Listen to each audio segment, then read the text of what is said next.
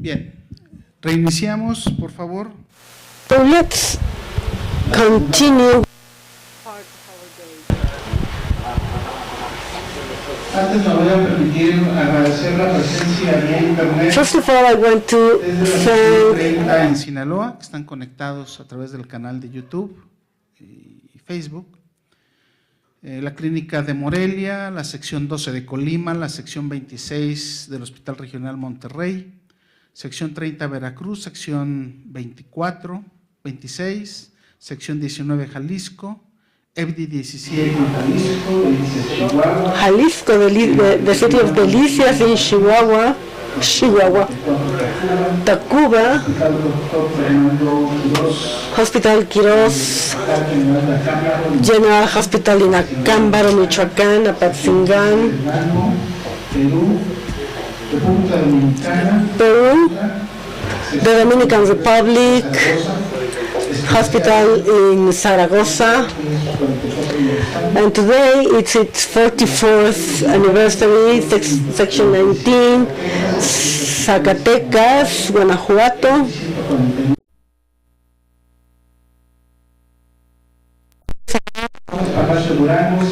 Gómez Palacio, Durango, San Fernando, Tamaulipas, Chihuahua, and the city of Tizayuca. Welcome you all.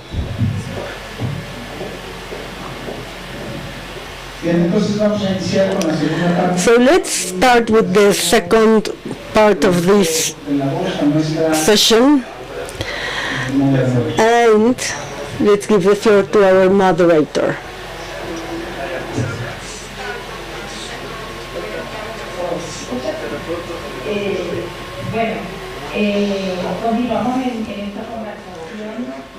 So resuming our activities, we are going to talk about training this afternoon, and here at the table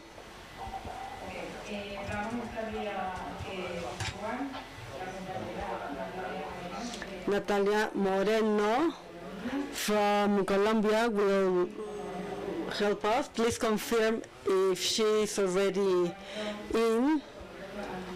Andrew Bean, Vice President of SEIU 775 US, Diana Mejia from CONAPE, Dominican Republic, Ruth Diaz from FENAMUTRA, the Dominican Republic again, and Manuel Subieta from Argentina. So, if our sister from Colombia, is she already in the Zoom session? Yes, I'm here. Hello. Excellent. So let's start. So hello again. Thank you for this invitation. We are pleased to be part of these scenarios, and any question, please ask us. We will share this presentation from Vice Presidency of the Republic and then my peers from SENA, which is the entity in charge of training, labor training in Colombia. So I'm Natalia Moreno Salamanco, manager of the domestic policy on care workers, and we are part of Vice Presidency of the Republic. And well, for us, this is a priority topic. It's paramount in our agenda. So to put you in context, 5 minutes before we jump in the training program. In the construction of this system that we created from the government plan, we are now working on caregiving as something that contribute for the common wellness And let me tell you that this has been the decolonization of our situations, and we understand it as not only human care, Entonces, entre otras cosas, es una visión amplia sobre los cuidados. of what care means. These are the human activities, paid or unpaid activities carried out for the purpose of bringing caregiving direct or indirect to guarantee, repair, protect, and sustain interdependent life. This work can happen in or out the houses or communities. The idea is to visualize community caregiving. So this scenario is important for this purpose because caregivers, as we will understand, are not only those bound to the labor market, but this happens at home or in the framework of communities and organizations, whether formal or informal.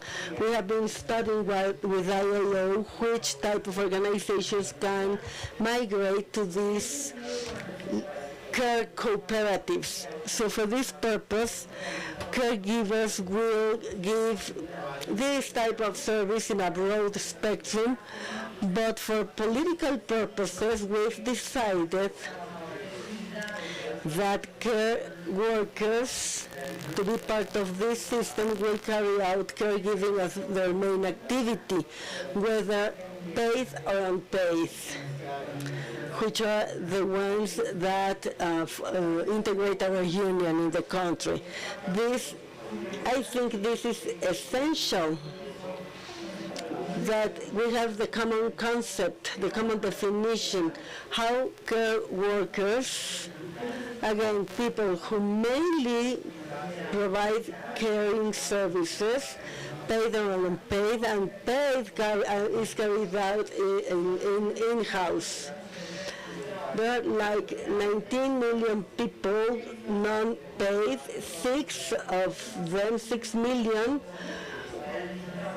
6 million women are not paid for their full-time job, and this is one of the main objectives of this program. Plus those who are paid, and we calculate it's like 2 or 3 million female workers, to include house workers, nurses, teachers, community teachers, and other paid workers. But house workers are like 1 million people who have been struggling for the acknowledgement of caregiving. So you can have the idea of the size of the problem we have in the country.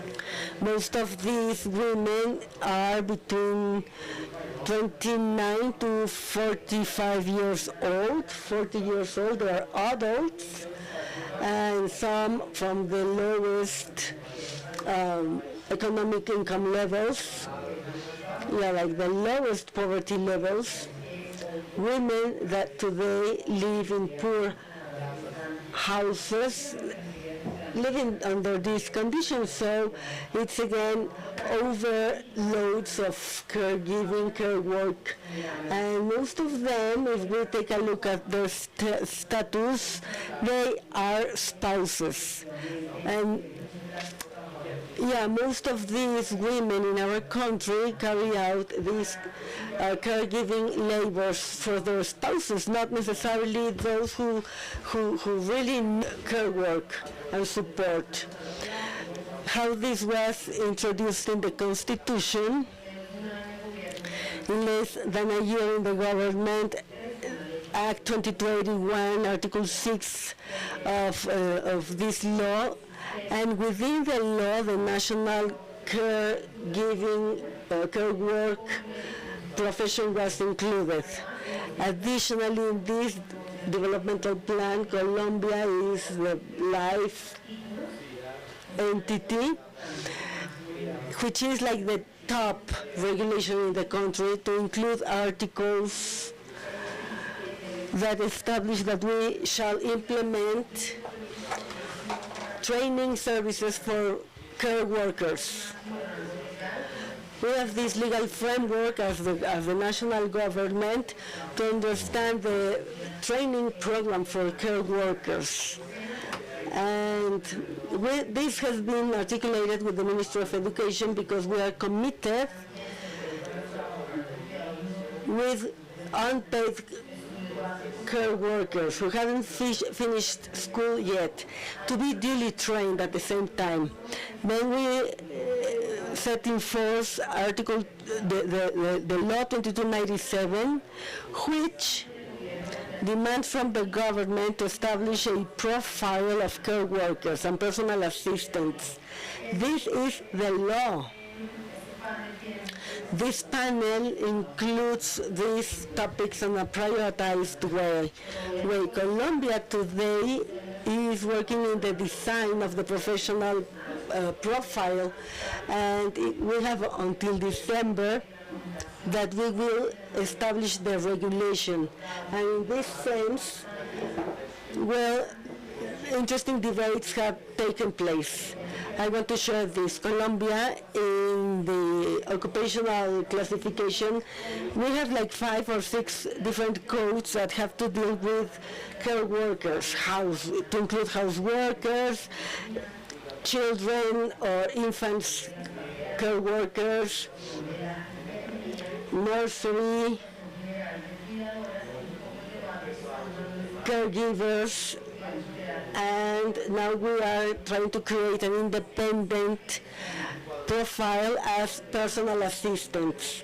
And we're trying to understand the difference between all these different categories. And this has been a stressful debate to understand the extent of duties between a nurse and caregivers and personal assistants, house workers, and set limitations. What's the duties and the scope of each one of these features? This has been a challenge for our country, generating stress in the social movement. But yeah, well, this is some progress achieved, and from this we will have the pathway of information and competencies for caregivers. And in Colombia we have an office at the Ministry of Equality, and these are achievements.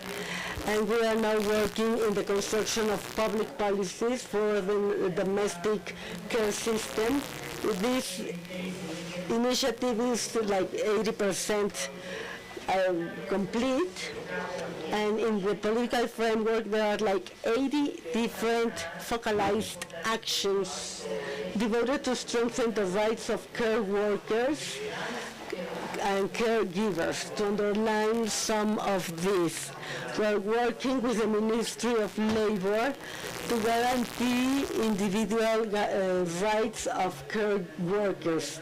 This is also in the hands of the Union of House Workers, together with training programs for caregivers, rights for to be included in the health system, to be part of a registry, amongst many other actions. We are working in this public policy that hopefully will be approved in March next year. So now we will be operating in entering into force this act. Now I give the floor to my peers from SENA.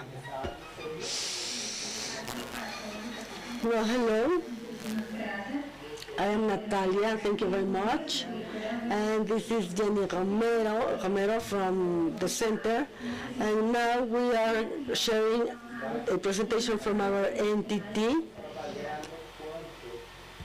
And we will describe what we are doing in our institution. So to put you in context, the SENA,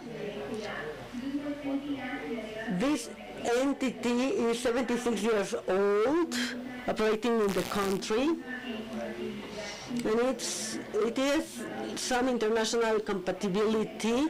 There are 33 regional agreements. That means that we are in each of the different departments in Colombia, 117 training centers that would be like, yes, educational centers where we provide these training programs. And SENA entity is a three-party institution where the corporations, the state, and workers all share together through unions. It is registered in the Ministry of Labor, 76 years of age, and this training is labor-oriented, technological and human development. And under the current government policies, SENA has been working on these institutional policies applied to this type of perspectives and to work with disabled parties. This means that we provide training to everyone who might require this training, notwithstanding gender, sexual preferences, age, ethnic, disabilities. For example, for disabled parties, we have people working as sign language interpreters, braille language, and other technologies that allow us to give training to these people. Specifically speaking, in terms of caregiving, some of the missions include professional training. Like they will be certified. We have technicians and technical operators for caregiving. It's a training of 6 months. 3 months for theoretical subjects, because we describe the different labor features, and then 3 months of practice in situ, in the field, to put in practice what they've learned in the classroom. This is basic care working for people, dependent people.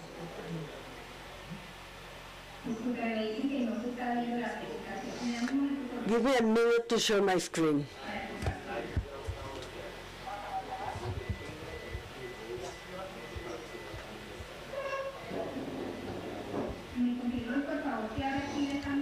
Can you see our screen now, please?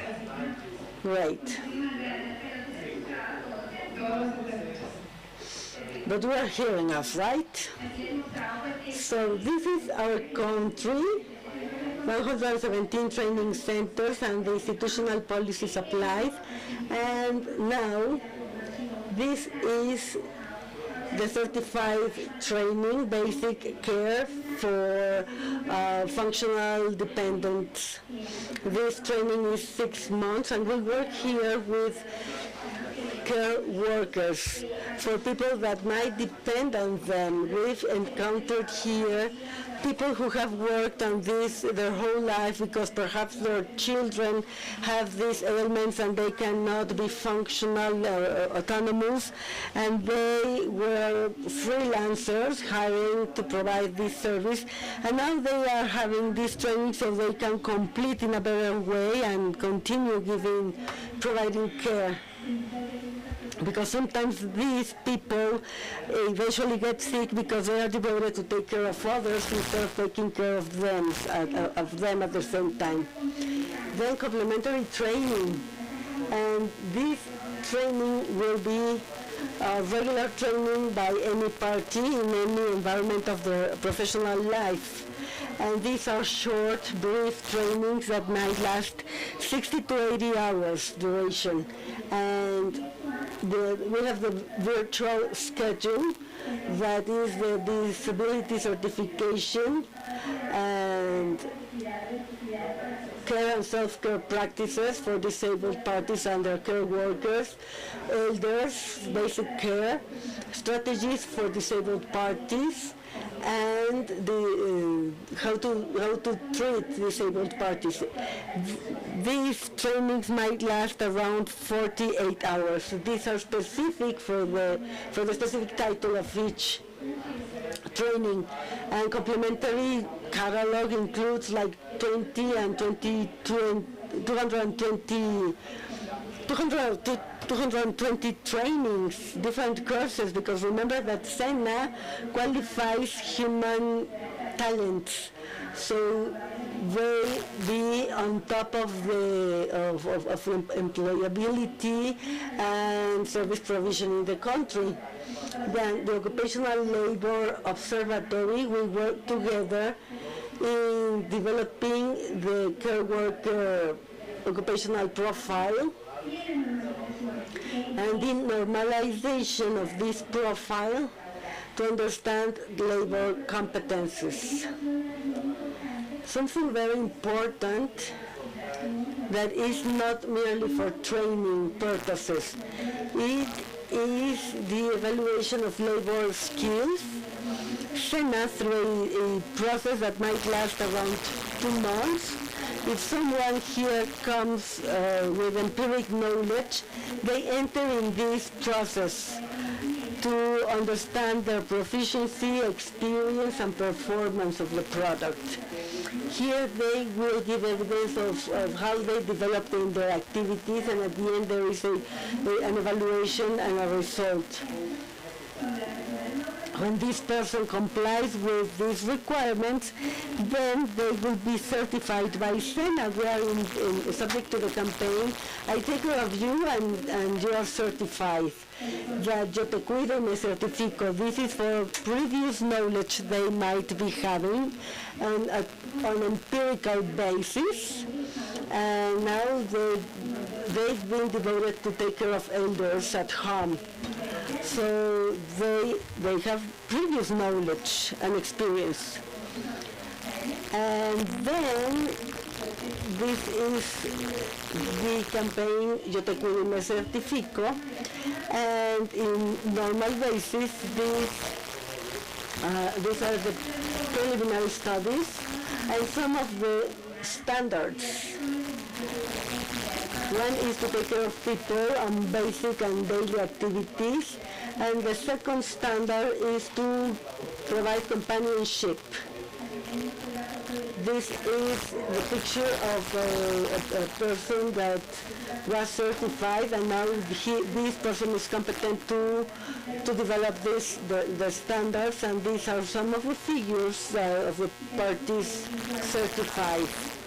And regarding people, house workers, there are 25 different standards.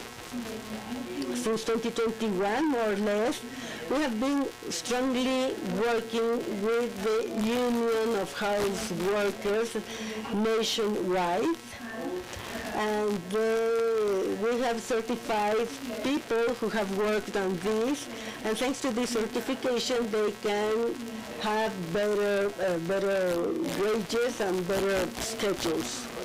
The challenges: implement the national system, enhance coverage in all over the urban and rural areas of Colombia, segmentation of the population according to the features, create and execute public policies, formalize occupation, increase the level of qualification, and continue developing some more models.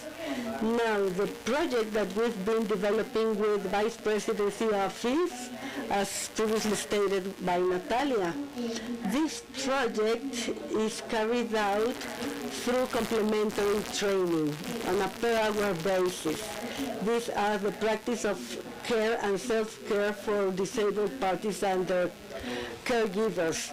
This is a 48-hour duration training. We started with Vice Presidency, 3 municipalities, and the first stage covered 300 people, mainly women. We have a picture of the experiences lived. These are some of the practices. And in this image, we can see the trainer that at the university they might be teachers or professors. Here they are instructors because they are health professionals, and they receive this joint training together with other parties in different topics, psychological topics, making the promotion and organization of these curricula for the purpose of training instructors. This is theoretical and practical training, and we can see the classroom that has this environment. It can move from one municipality to the others, Monday through Saturdays, and we already have 300 parties ready to be certified, and once they get their diploma, they will have access to other types of certifications, labor certifications, so they become technical parties duly qualified to obtain additional trainings and certifications. This is what we have for you. I don't know if you have questions. We are open to your questions. Thank you. Good afternoon to everyone. On behalf of our sub-director, I didn't want to intervene, but I think that the pilot testing, it's going on, and we are expecting to see what else can we do. As we mentioned, the state is taking care of all the training of the workers, the care workers. We're being fully inclusive, on behalf of the director of SENA. We are just working for our policies, and we're working with the vice presidency of this organization. And this is the work that we have started, and we hope that we can continue and we can achieve the goals that we set for this. Thank you.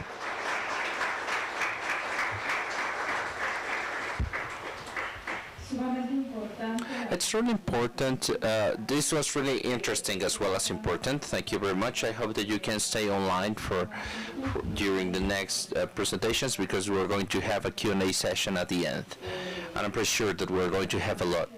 It's important to know that at a government level there's an intention to look for the care and for the training and creation of the structure that you're presenting. For us is a good example in the region to keep on learning. And as Natalia said, the debate has been really tense, but the important thing is that there is discussion, that there is debate. Now I give the floor to Andrew Bean, Vice President from SIU 775.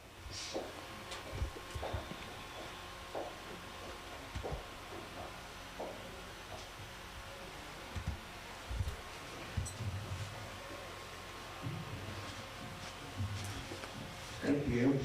Muchas gracias. Again for having us here. It's been incredible hospitality, and we felt incredibly welcome. There's a lot of people back in Seattle that are jealous that they did not get to come to this conference, so we're excited to be here. I also, being from Seattle, which is the national headquarters of Starbucks Coffee, just want to recognize that Starbucks workers across the United States are on strike today. It is the day they release their holiday cup. It's one of the biggest days of the year. And so just shout out to them in their struggle against Starbucks, who continues to fire and close stores that attempt to unionize.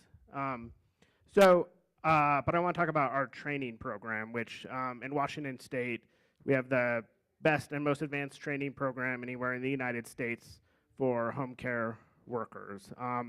And we got there similar to how we got to a union for caregivers in Washington State. It was really a political struggle that had us caregivers going to the ballot, so taking the initiative of training for home care workers directly to the voters of Washington, not once but twice, in order to get the state to start increasing training standards and setting up a real path to professionalization for caregivers.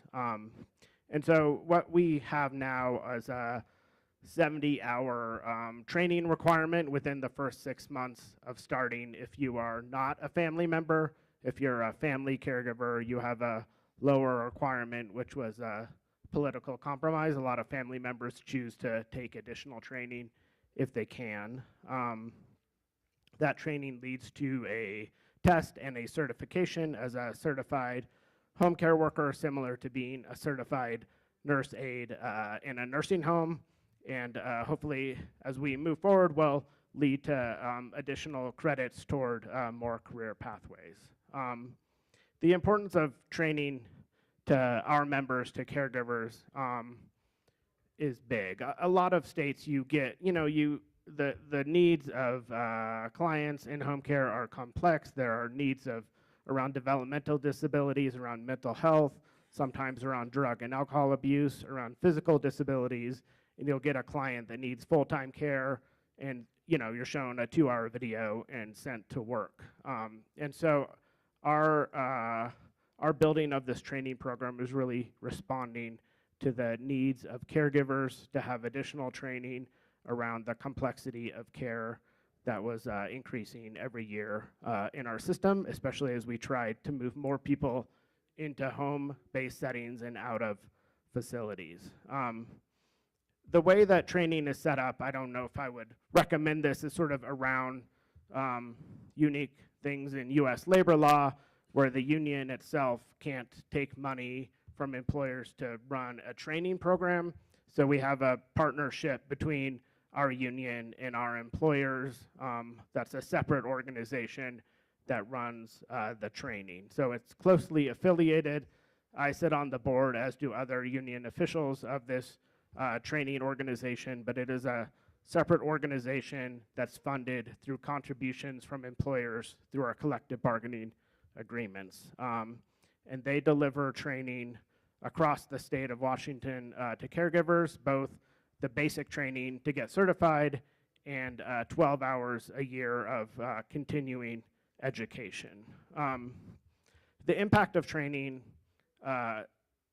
there's a few different things. One is reducing turnover that plagues the caregiving system, because if you start as a caregiver, you're most likely to turn over in the first few months of care as you struggle to sort of adapt to the difficult job that it is. And if you get adequate training, it reduces turnover dramatically. We have some studies that I'll share if anybody wants them. The second is just the real demand from our membership around professionalization, that they, when they first started organizing, politicians, said things like they just sit around and watch TV all day. They aren't doing real work. They're not providing real care. They're like babysitters.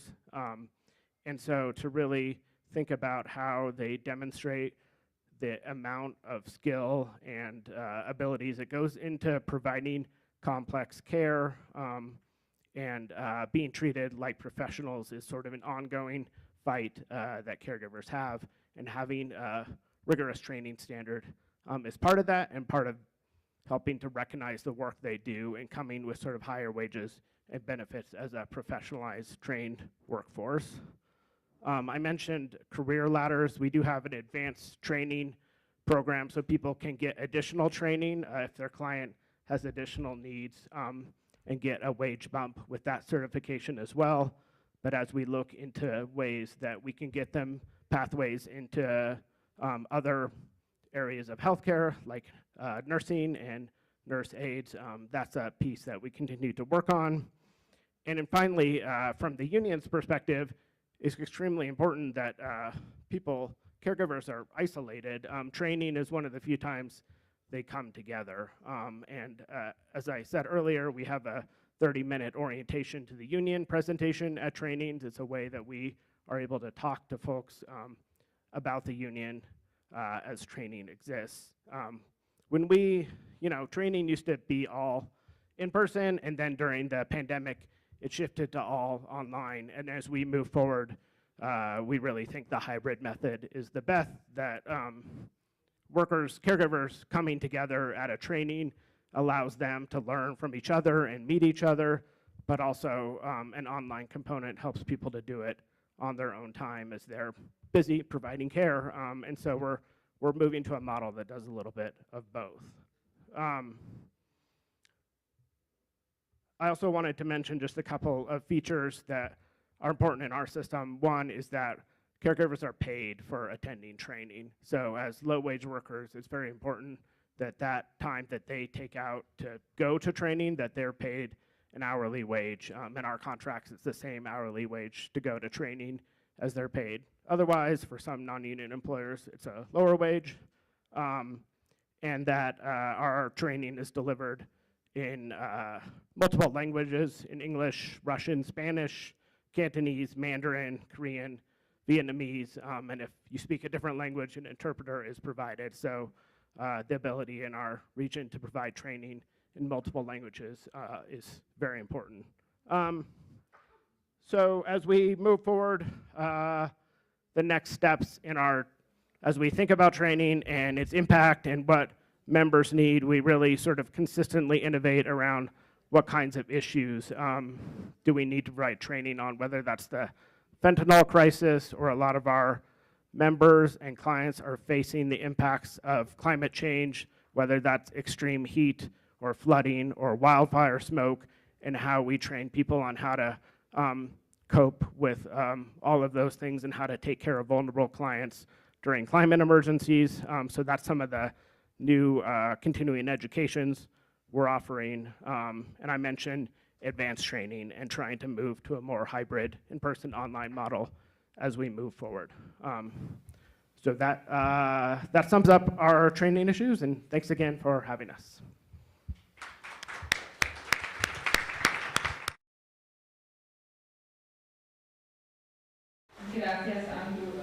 Thank you, Andrew. Thank you very much, Andrew. Well, I was part of CIU another time of my life, and to have this cooperation between the employer, the union, and to have the opportunity to bring training transforms labor life, but it also affects the family life and the community life.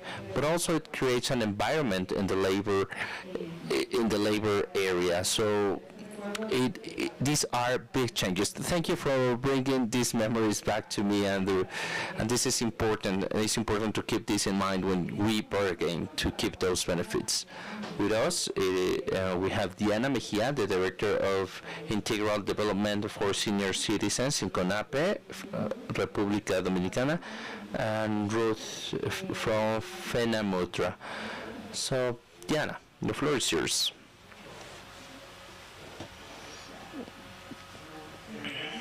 Good afternoon. Good afternoon. Thank you all. Thank you for having us here with you. So, in the first place, I'm going to set the context of what is the National Council of the Senior Citizens, CONAPE. Where we work under the decree of the law 352/98. CONAPE is responsible for designing and executing and implementing all the national policies in pro of the senior citizens. So we're responsible of providing training for all the public companies and the public sector and private sector, and we bring all the guidelines and we provide training for them. It could be both institutions as corporations and common people. So our mission is to guarantee the fundamental rights of senior citizens to integral public policies, and as a vision we want to be a model institution in the management with quality through all the programs that we offer that guarantee the active integration, the productive integration and participation in society of senior citizens in all the functions that the law provides to us. Regarding the topic that we're going to be talking about, training, we coordinate and we assess to all these public and private entities, providing the policies, the strategies, the plans, and the specific plans for the attention of the senior citizens to promote education, preventive medicine, and training on the care of senior citizens, and involving all the entities that have something to do with this topic. And of course, we also oversight everything that happens related around these activities. We provide services, but as I mentioned, we are the auditors for all these processes. We're made up of 13 entities. This is the Health Ministry, they are the chair of the board, the Public Works, Dominican journalists, representatives of the senior citizens, and the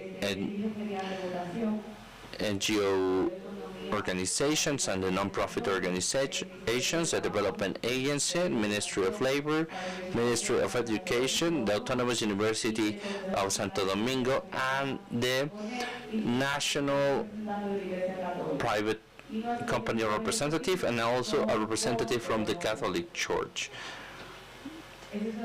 And so, this is our executive director, Dr. Jose Garcia Ramirez. He is a cardiologist.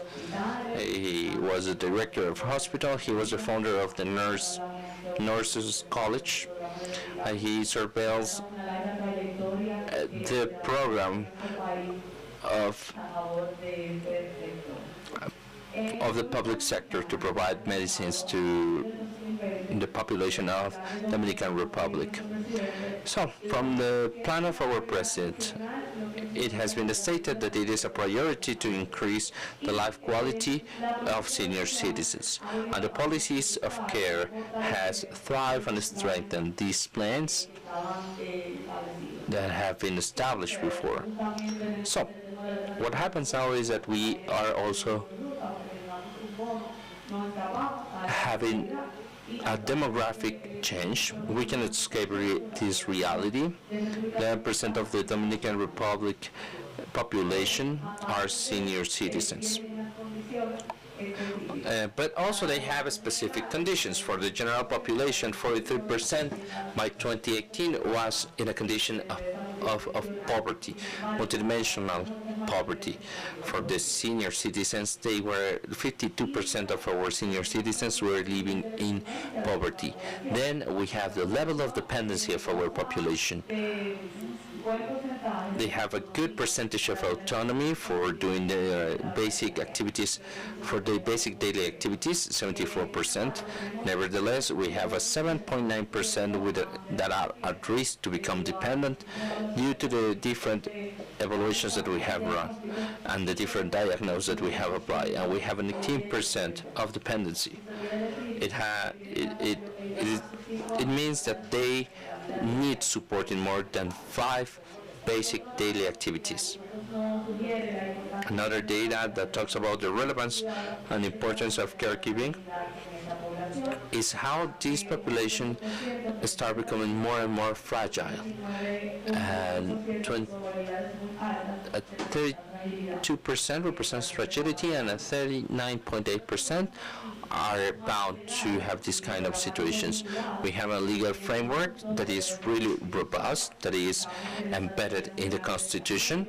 We have our national strategy for development. We have our agenda for sustainable development. We have the general law of health, the social security law, and senior citizens law, and it is included in the government plan 2020-2024, and all these linked to the national public sector programs. And we transfer the hogares de día and of the long-term residencies that were part of the public health ministry. They were transferred through a decree to our institute. And the new decree, the 377/21, we have the component of care.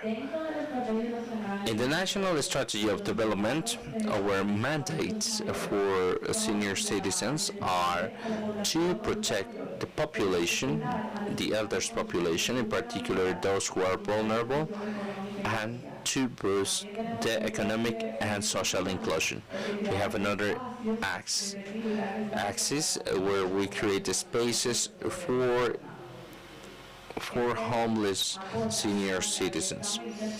This impacts directly on the care, to create spaces that are suitable for the development of the activities that strengthen self-esteem, social inclusion of senior citizens.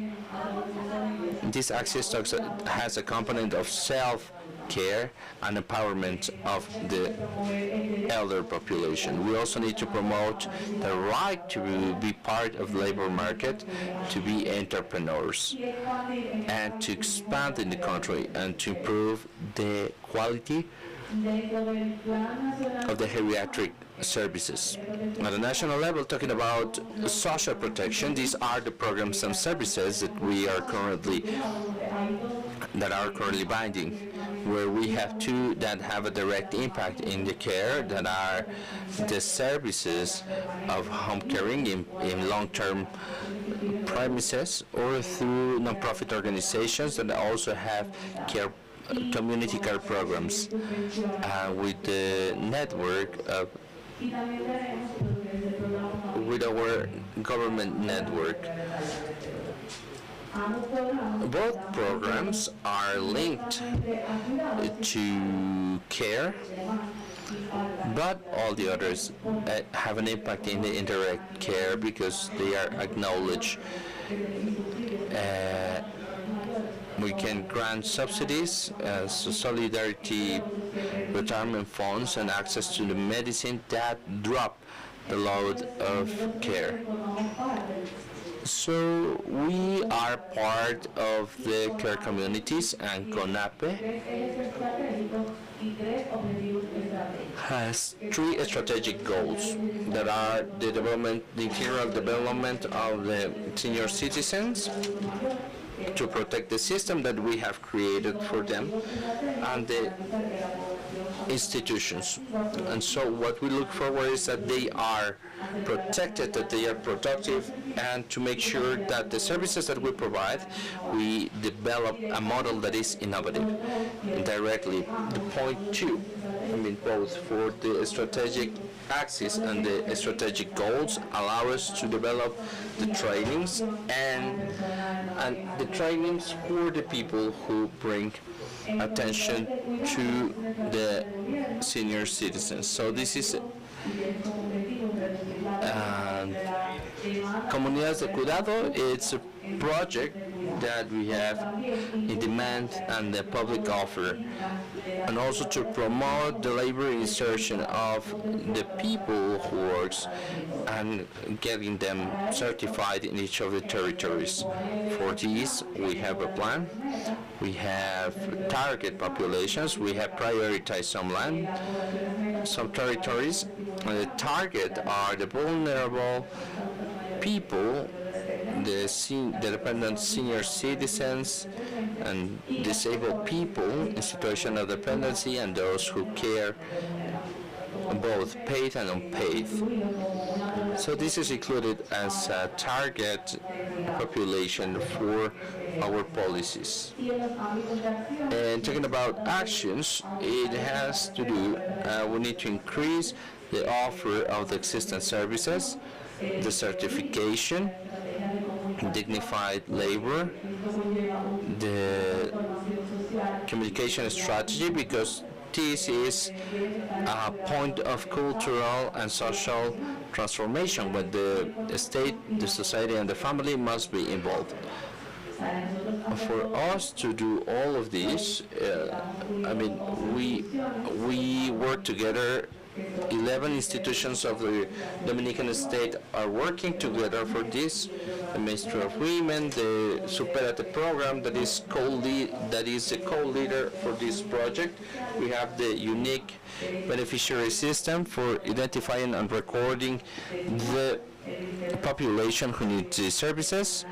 CONANI and CONAIP in CONAPE, and CONADIS and Infotep for the technical training of care workers. The decree, where we included care into the Superate program, we have what we used to call economic inclusion, education inclusion, and we include care into all these needs.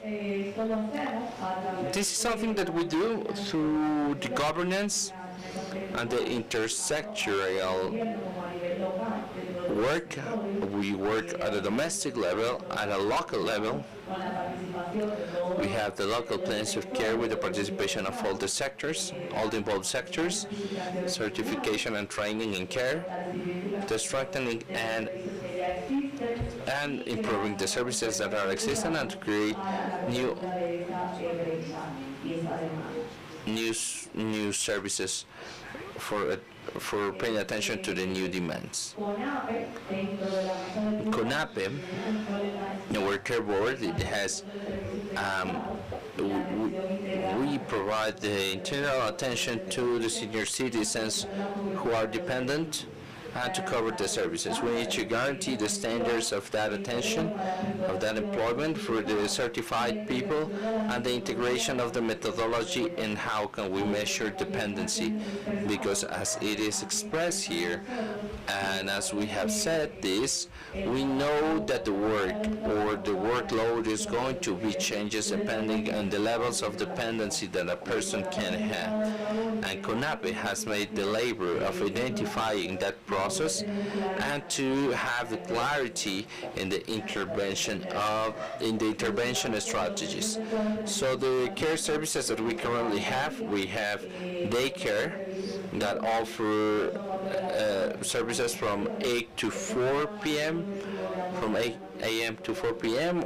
We try to foster the empowerment of the senior citizens and to create institutions around this. So this is relief plan for the care workers or the family members. We also have the permanent centers.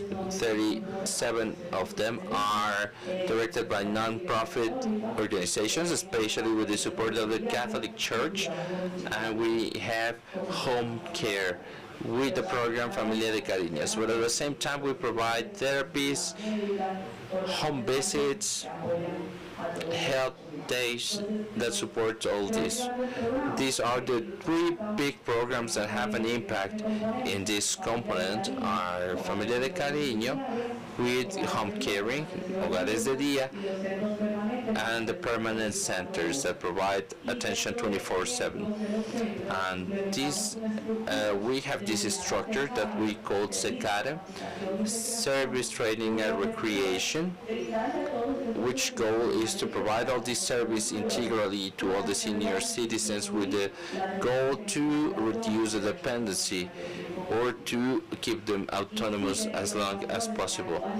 So all the factors that we currently affect in Dominican Republic to the senior citizens are the economic factors, health factors, social factors, abuse, and lack of education.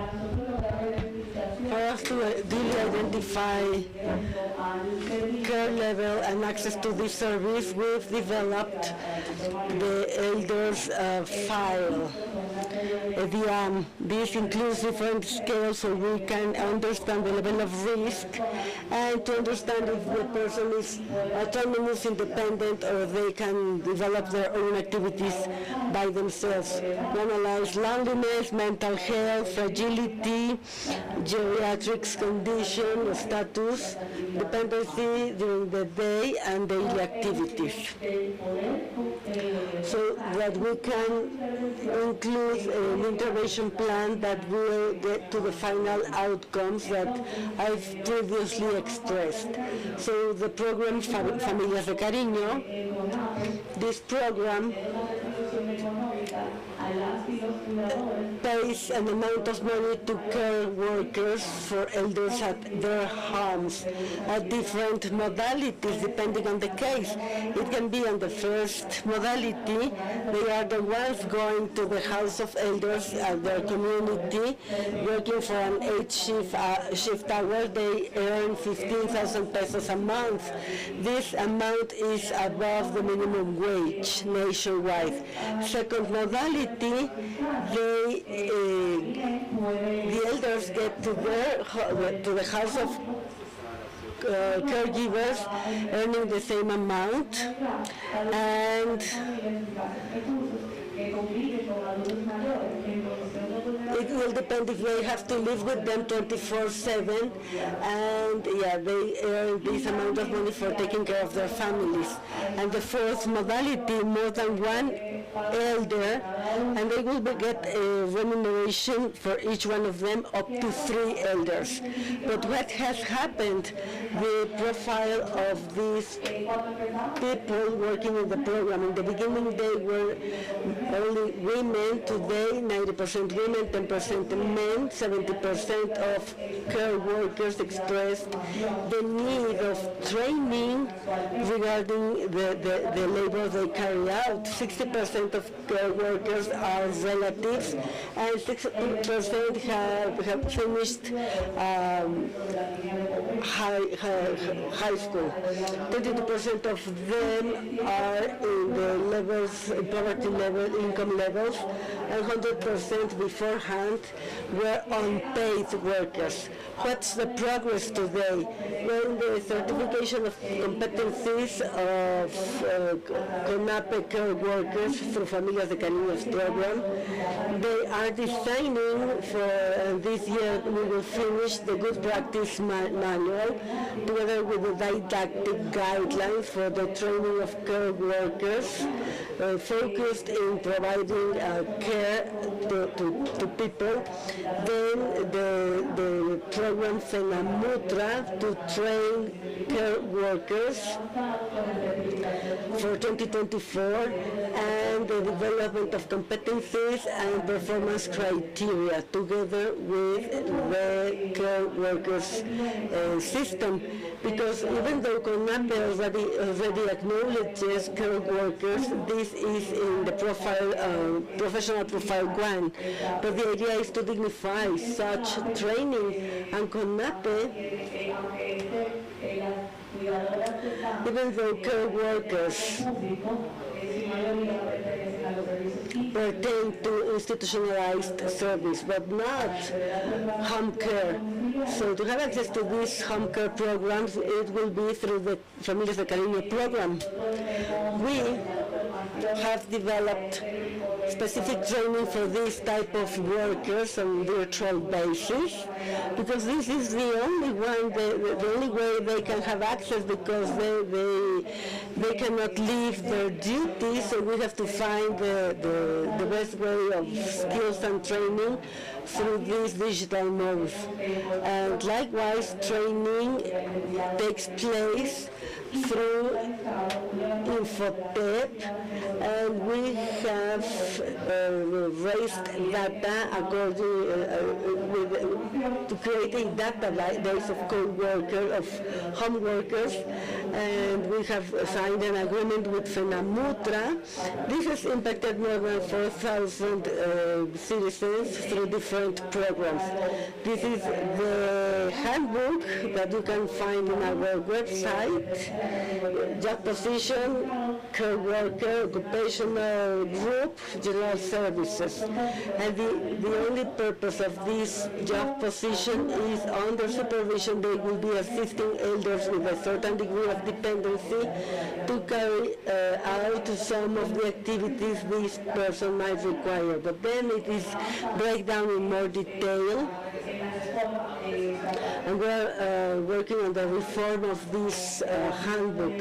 This is the signature of the agreement, the event, and then we went to this live event with all care workers. This was the first live activity with them. This was nationwide, and it was quite impactful because we directly understood what they live on a daily basis and what these programs has meant for them and for the elders they take care of.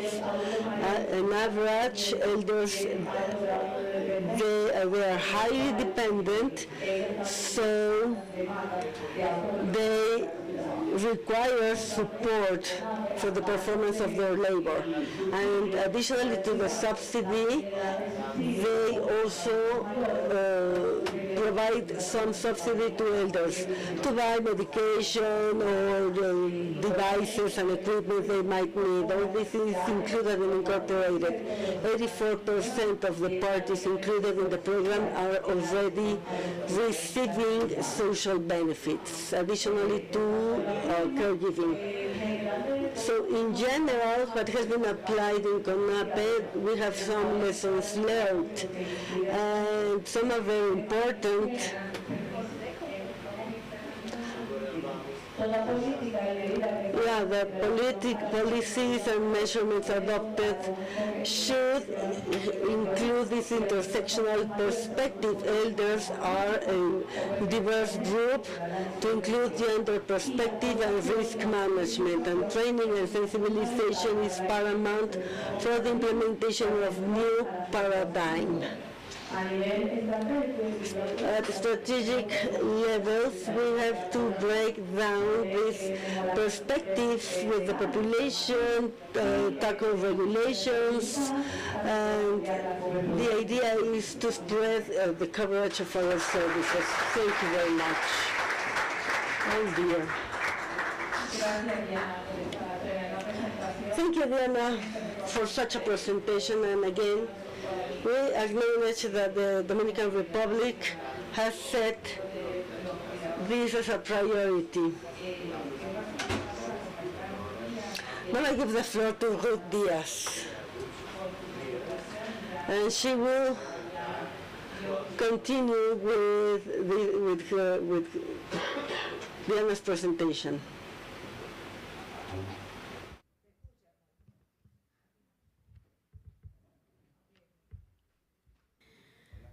Sí, bueno, gracias.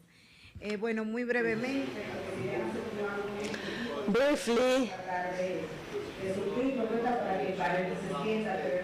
let's be brief, but it was necessary to express what CONAPE does and what we are jointly elaborating, and this scenario is the performance of good practices and good experiences. It is possible that both the government and workers can join efforts and be compatible for one goal.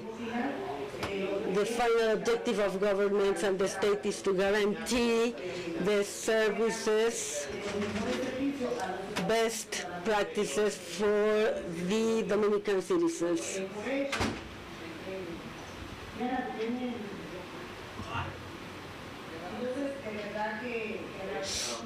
So,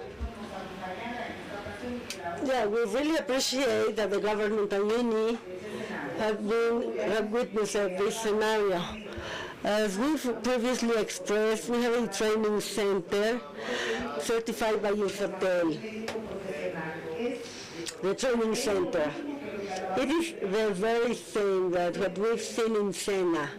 It's like the sister school, because it comes from sisters from ILO that has to deal with workers and employees from the government. So we are like contractors from Infotel, and they set certain hours according to the technical capacity we have. And then we have this training offer to what has to do with the affiliated parties at community levels, together with other activities that will be complemented, as these caregivers do not put aside their obligations, but at the same time will be earning more a higher income. They can develop their labor at ease and at the same time taking care of their physical integrity, because our friend from the United States expressed that sometimes the caregiver ends up exhausted if they don't follow certain practices. So this caregiving center, they have this thematic departments, and it appeared to be like a daycare center, first aid office, and an area for elders, a kitchen because nutrition is included, and all direct areas for house workers. So these are the manuals developed within FOTE, and these were the first editions for this sector. Here we have the manual for drivers, because drivers are categorized as house workers if they will be delivering the service. So yeah, we are now including house workers and care workers that work at home. This is the ceiling workshop, and next year we will be launching lingerie for women. The care workers and others will be learning this innovative program. It's a challenge, but since all of them are women, mainly 12,000 women designing lingerie. And yeah, we have these certifications about union leadership. It's about activities all over the country. And as Diana was saying, CONAPE is about to launch the guidelines manual for technical competencies. And in this sense, next December 7, together with IDOPRIL, the Institute for the Prevention of Labor Risks in the country, and CONAPRE, we will be launching nationwide the good practices guidelines. One is the prevention of risks at home, and the ergonomic guide that is supported by CONAPA. These two institutions are heads in each of the areas. FENATMUTRA is only complementing what has already been standardized by the Dominican government. So yes, it is possible. If we have this political willingness, we can support all these unions, governments, or any entity that might be present through the affiliated parties. Thank you.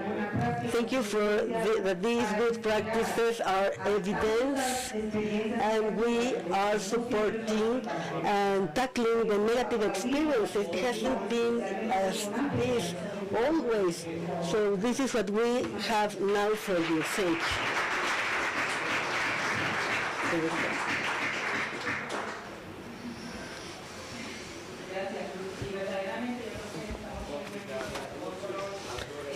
Yeah, thank you, Ruth. And we are having this colorful life experience, how you are transforming the life of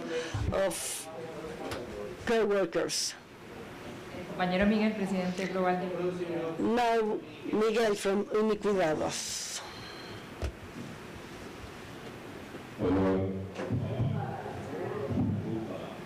Bueno, buenas tardes todas. Hello, everyone. It's my pleasure to be here with you.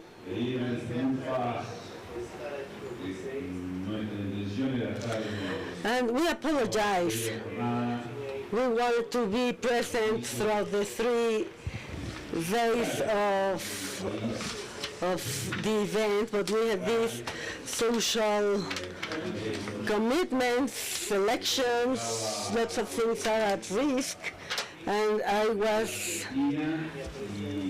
compelled to remain in my country. And unfortunately, we had to delay our trip down to Mexico. Being here is very important. It is like attending UNI, the heart of workers.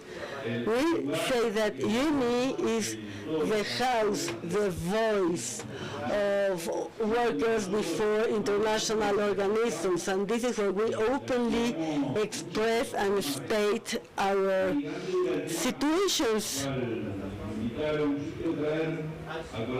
And before starting, I want to share with you a brief experience that happened during lockdown, pandemic lockdown. Because in our sector,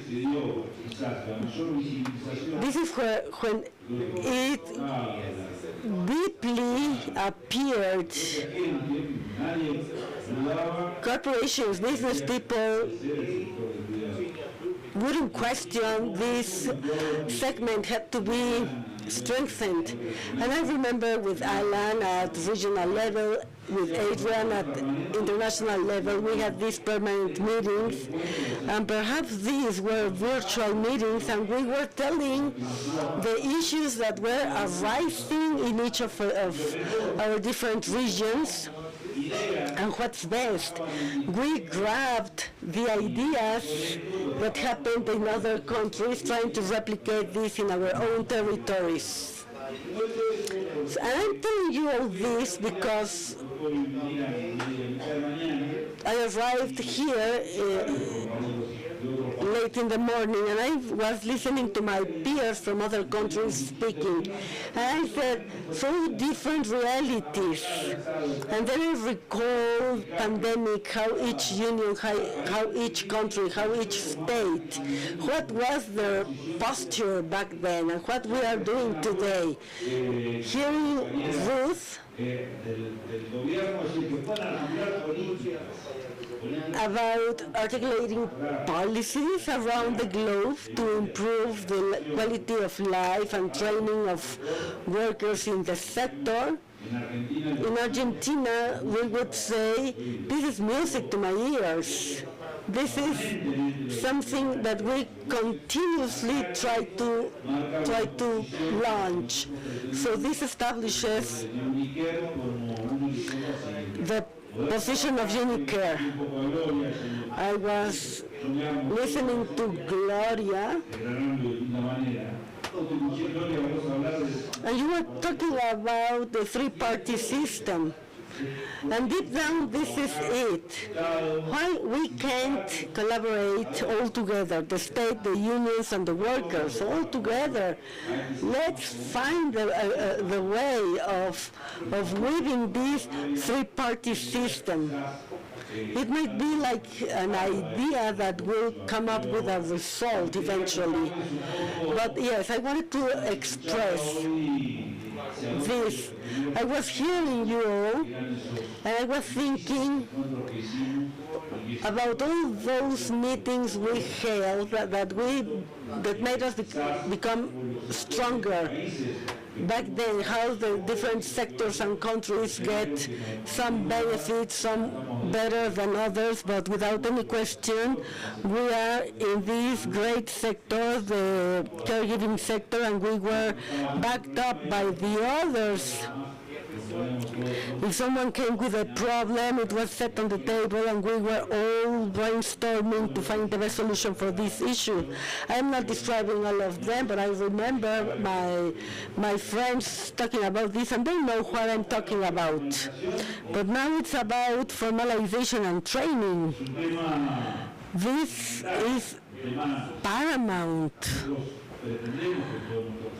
If we want our workers to be duly trained, that our workers are certified and registered, it's about finding the best way to have this union power. And I will share with you some statistics. Sorry if Adriana talked about these statistics yesterday. These are the figures we tend to manage. But how important it is to know that 10% of Japan's population, Japan, a country that apparently economically is doing it great at community levels, the population, 10% of the population is above 80 years of age. 10% of the population. 29.1 out of them, of the population, is older than 60, 65. And I will underline these numbers, 65. Like when you end up your active life and jump into the passive life. Talking to my peers in Mexico, I asked, when you tend to retire? And we were talking about 65, quite similar to what happens to us down in Argentina.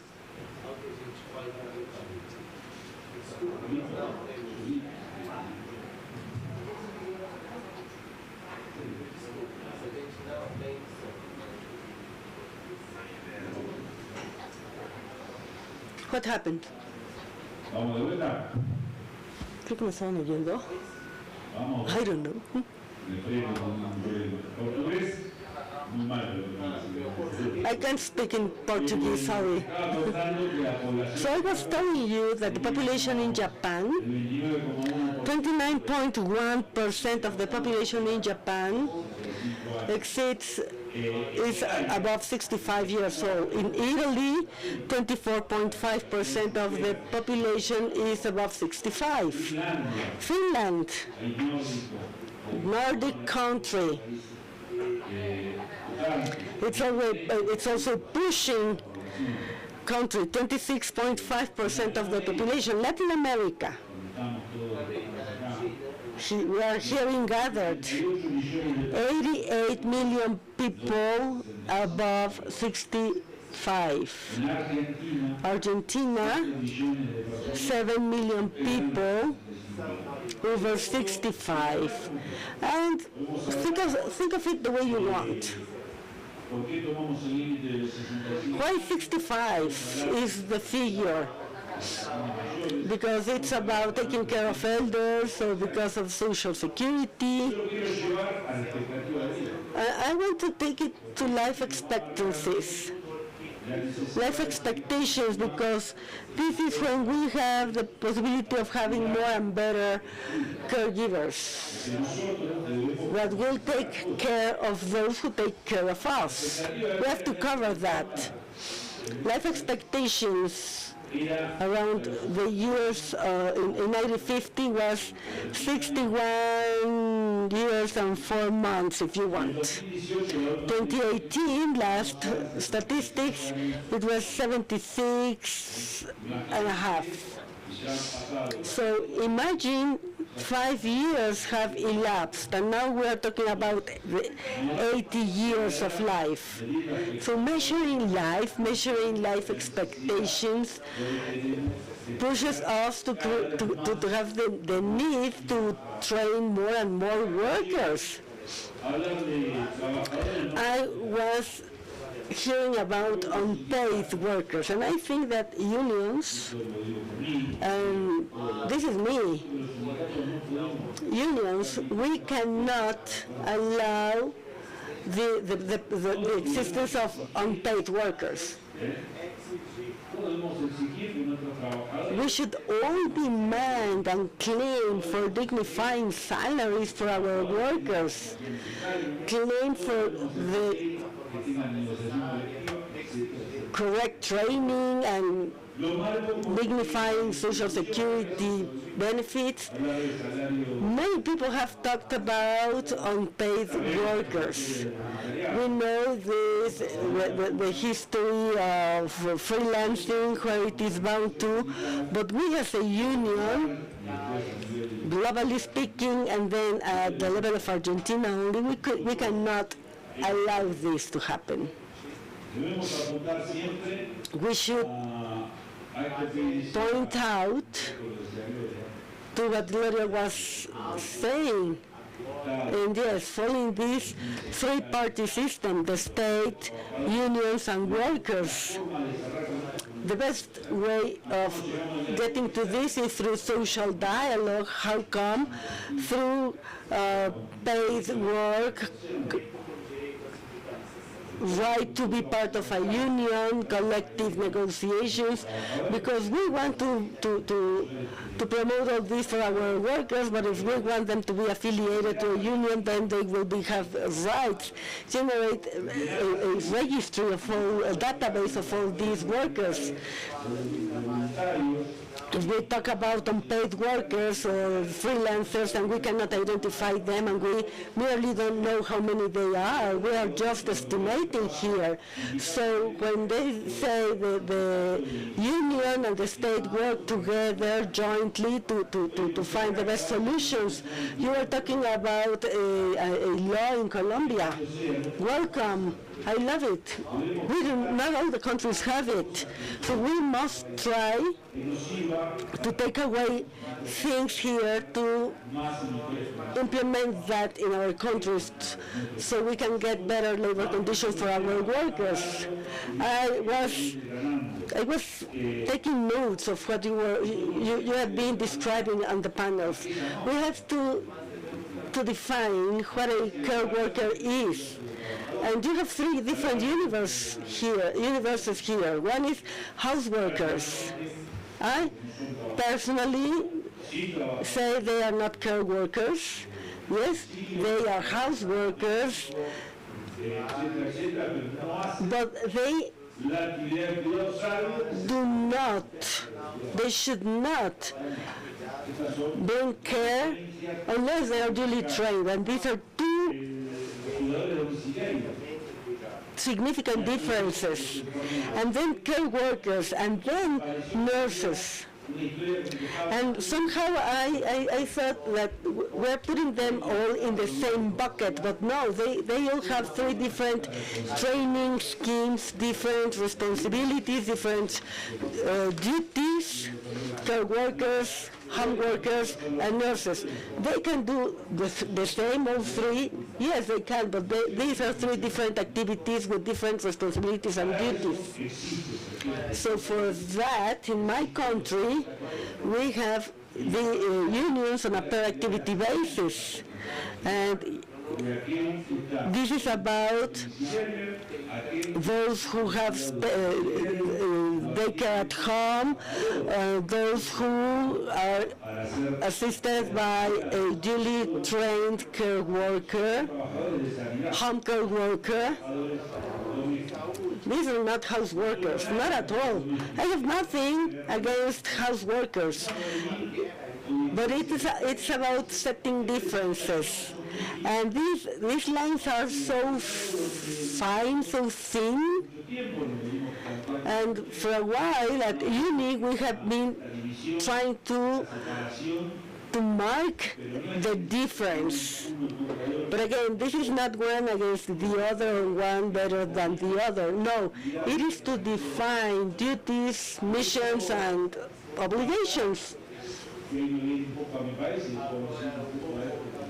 And now, talking about Argentina, it is about indicating that in Argentina,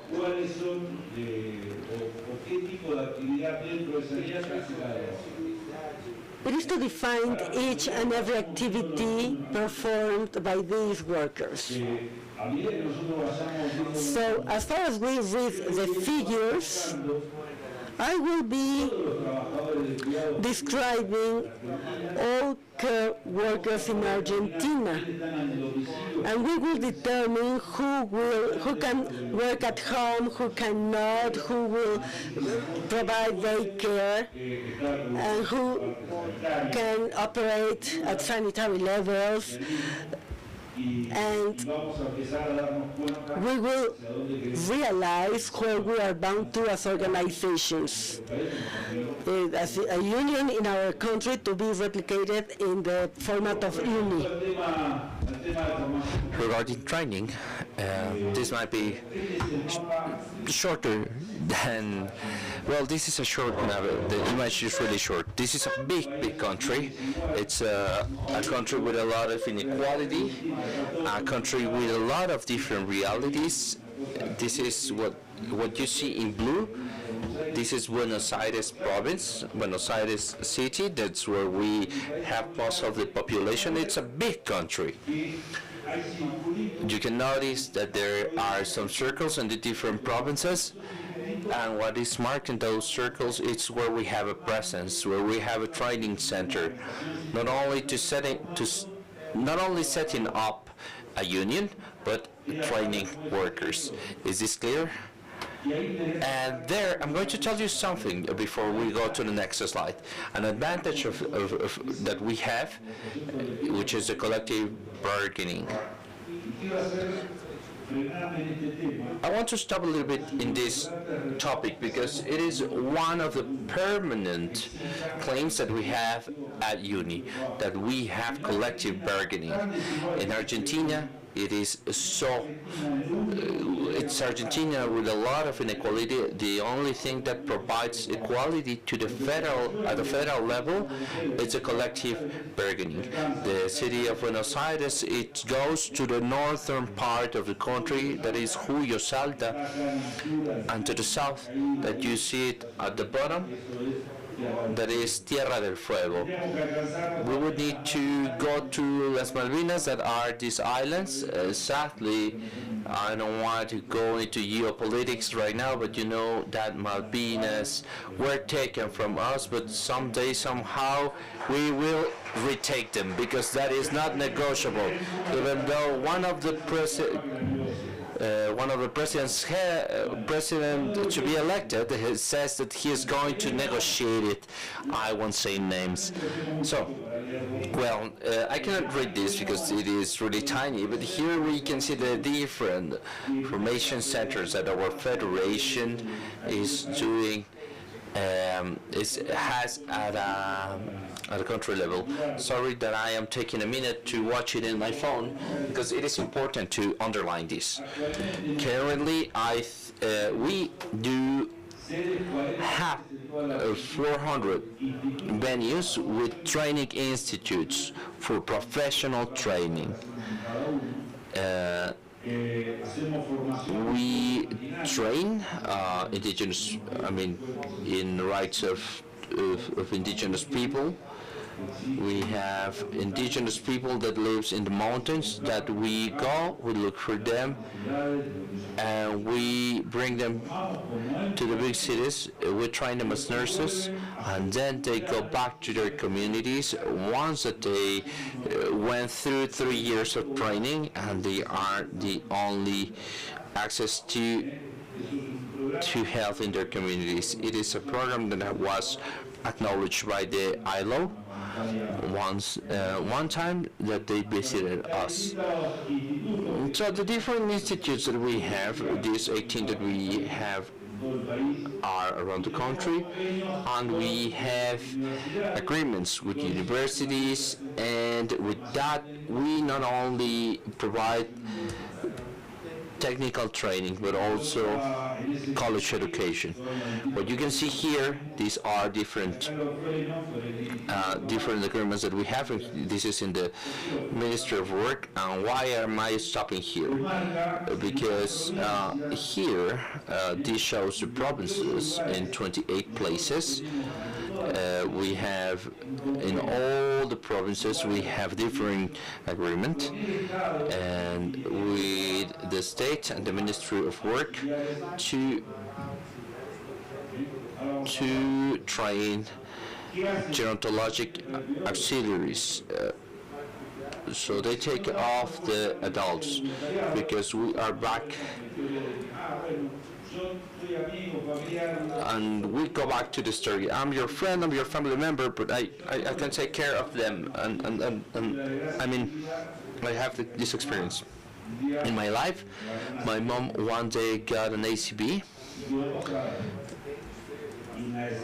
a stroke. She got a stroke. It was a long weekend. We took her to to a private hospital, and then I bring her back to my home. And they sent just somebody without any training. One day my mom had to go to the restroom. She couldn't walk.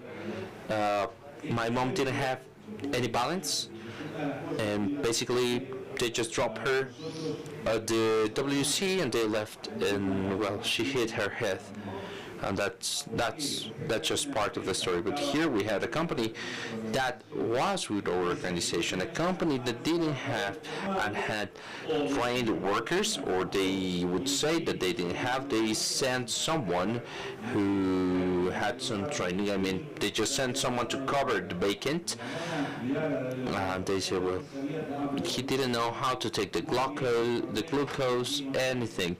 We bring someone that work with us to teach them how to take care of these people. This is the level of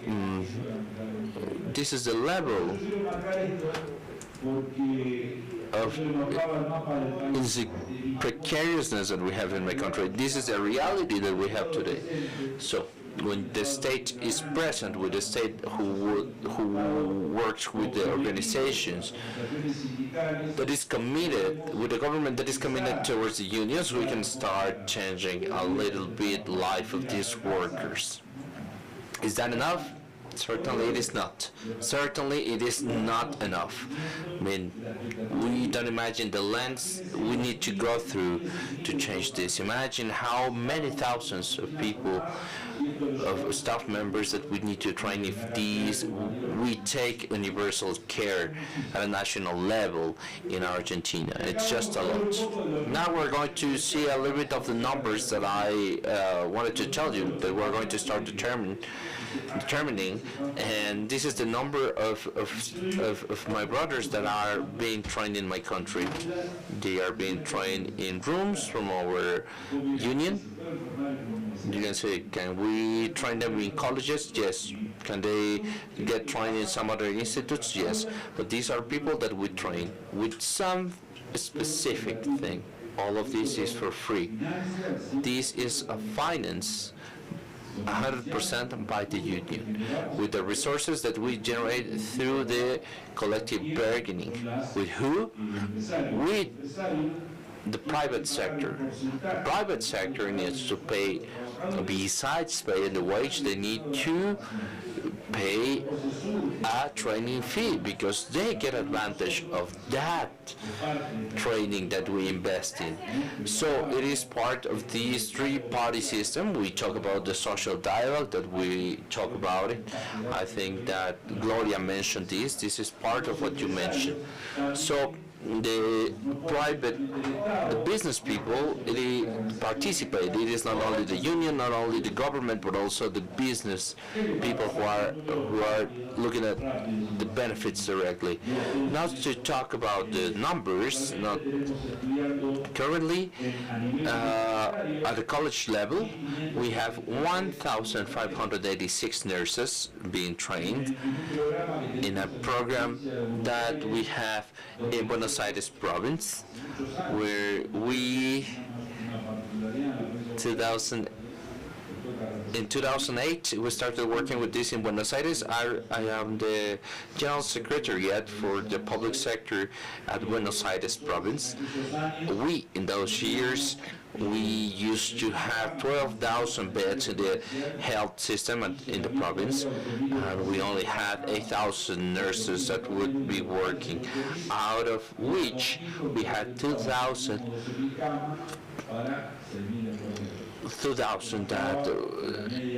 that for these 12,000 beds, I mean, like we had 0.5 per bed. So we achieved that back in the day. The government understood that we needed to transform the hospitals into schools, and we generated a training program in the hospitals where we got more than 10,000 nurses that incorporated as they were learning in the hospital. They would study and they would be practicing at the same time. So we were supplying that deficit that we used to have. Independently, the first thing that we would be doing was just to generate a big commitment with this union agreement between the organizations and the government. I mean, immediately as you would finish your studies, you would get a job in the same hospital you were trained. You know, back in the day, it was, well, you couldn't be part of a union if you were a student, but certainly. So then we have a program for BA in nursing. So this is something that we work out with colleges, and we make agreements with universities to transform the life of these nurses. And then we have nurses in our own institutes. In my union, we have 2 institutes, one in Mar del Plata and another one in Rio de la Plata. And so we have this BA's degree to become a nurse. And so to become a nurse is a special profession. Not all people really like to be, unless they are their families are part of the health system, and their families work in the health system. But I give this example so we can see how these things are done. Some other technicians that are learning radiology and other kind of therapies. Then after that, we got programs for critical care. It is 100%. It happened during the pandemic, which all the countries went through regarding therapy. And sadly, they were the first to get infected, the ones who gave care to therapy. They were the first taken by COVID-19. At least in my country, we noticed the amount of therapists that we were missing, not only at the medical level, but fundamentally at a nurse level. This was really clear for us. So what we did with the health ministry, we started training nurses. We started specializing our nurses in therapy. And this is the most important part for you. These are the specialties training courses, in person and virtual. And these are the numbers that are the most important that we have in our organization. Let's go to the final result, to the end. But now, when we started back in the 90s, obviously I was not part of the union back in the day. We had Carlos Goizo Campos. Many of you know him. He was in charge of the federation. And we had a transformation program in the first place for empiric learners. Let's call them today volunteers, then the teachers, and then we transformed them into professionals.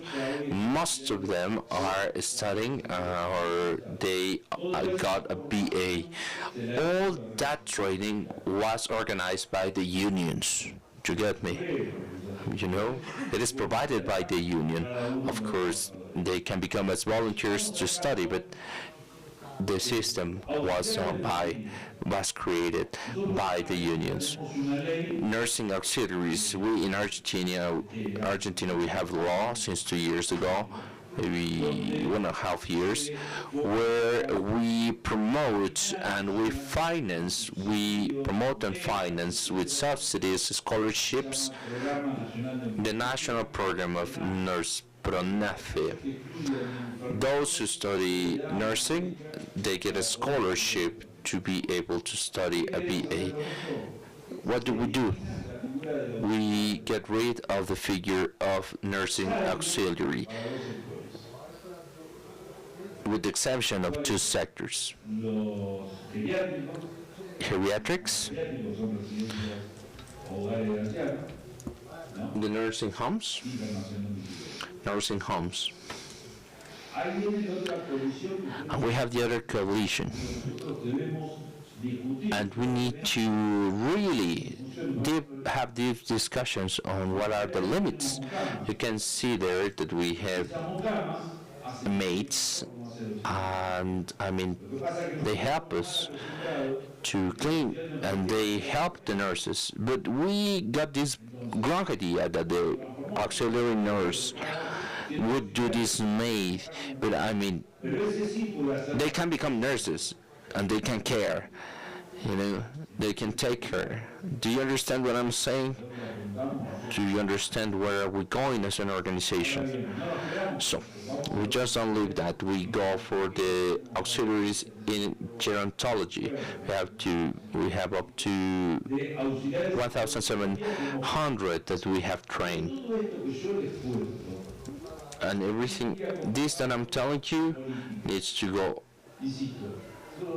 with the policies. We need to generate records. How do you identify to visualize a care worker at home if normally, at least in my country, the Social Security can cover them through the mono-taxation system? As organization, we need to tell the government that these people that are having the care activities at home, because I have a senior citizen, because I have a disabled person at home, because there is someone who needs the support and they need care work, sanitary care, or assistance automatically, that person shouldn't be, it should be freelance, it should be record, it should be individualized and unionized. Why not? And how can we do that? Just through collective bargaining. We did. Now I need to tell you the truth. We identified and we set his name, and so we created a record. Maybe it is not the one that we need. Was that enough? Of course it was not. So it is really hard, because on the other hand, this happens. The needs for Social Security to provide coverage to the people that we need, well, I mean, it happens.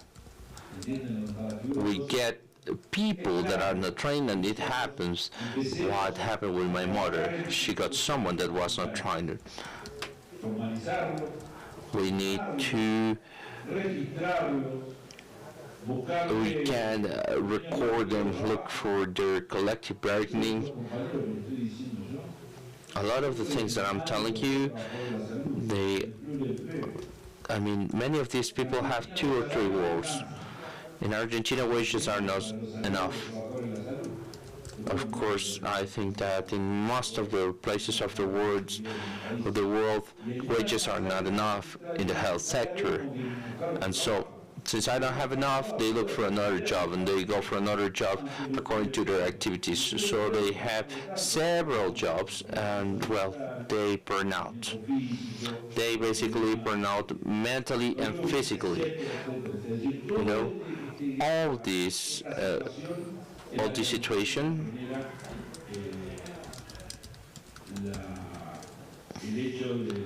so this is a fact that we need to work together to strengthen this sector. We must insist, and I insist, that this is a sector that has growth a lot. It has growth a lot, and it will continue growing. And this is not something that I say. WHO stated, ILO stated. The sector that will have the most growth up to 2015 is going to be health and care systems. We, as union leaders, we have this responsibility. So we need to tell that our workers have proper working conditions, quality services. Today you talk about gender equality, health, decent conditions to work, and this is something that gender equality is a mainstream topic now. We need to generate that they have the necessary protection for our staff members, both men and women. They have the fundamental benefits that the union can provide. If not, this will happen as it happened during the pandemic. We were happy that the world acknowledged our existence as health workers. Most of the states, most of the private sector forget about us. They forgot about us. We let go. a historical opportunity. But now we need to strengthen our sector. It is growing, it is doing fine. Is that enough? No. We know that it is not enough. So I use these spaces where we can get together and tell and share our realities and bring some ideas on the things that we learn here. But it is to share experiences, and we must have clear that we need to support the worker, but also the social organization. If we do not have strong, if we are not supported in UNI, that is our voice before the eyes of the different organisms, it is going to be really complicated that we can continue ongoing, improving the life quality of all these workers.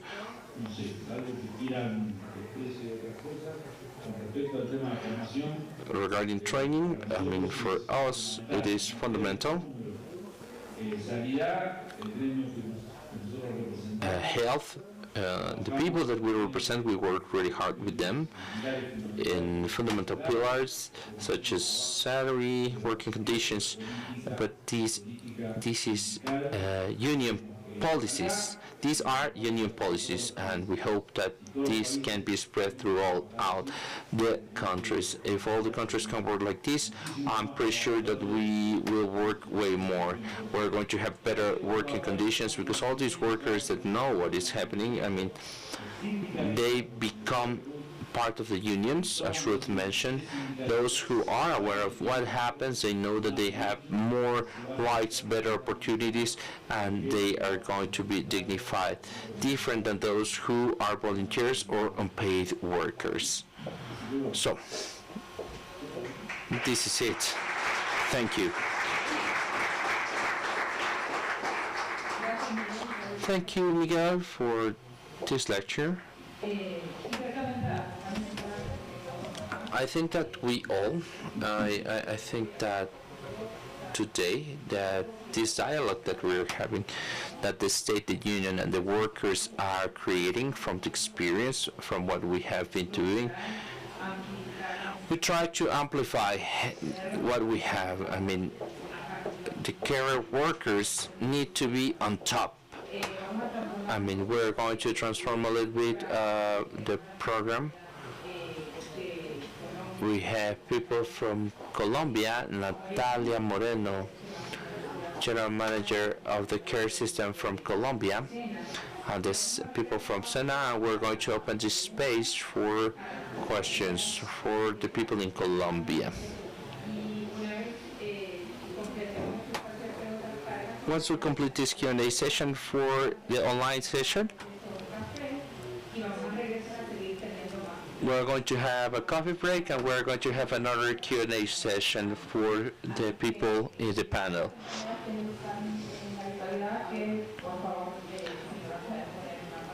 Can we please, could you open the mic?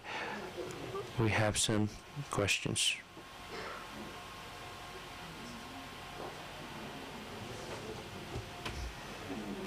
I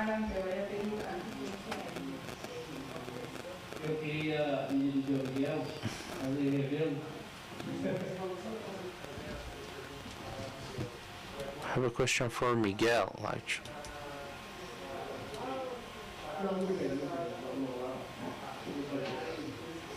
No, the question was for Miguel, but now the questions are only for the online guest.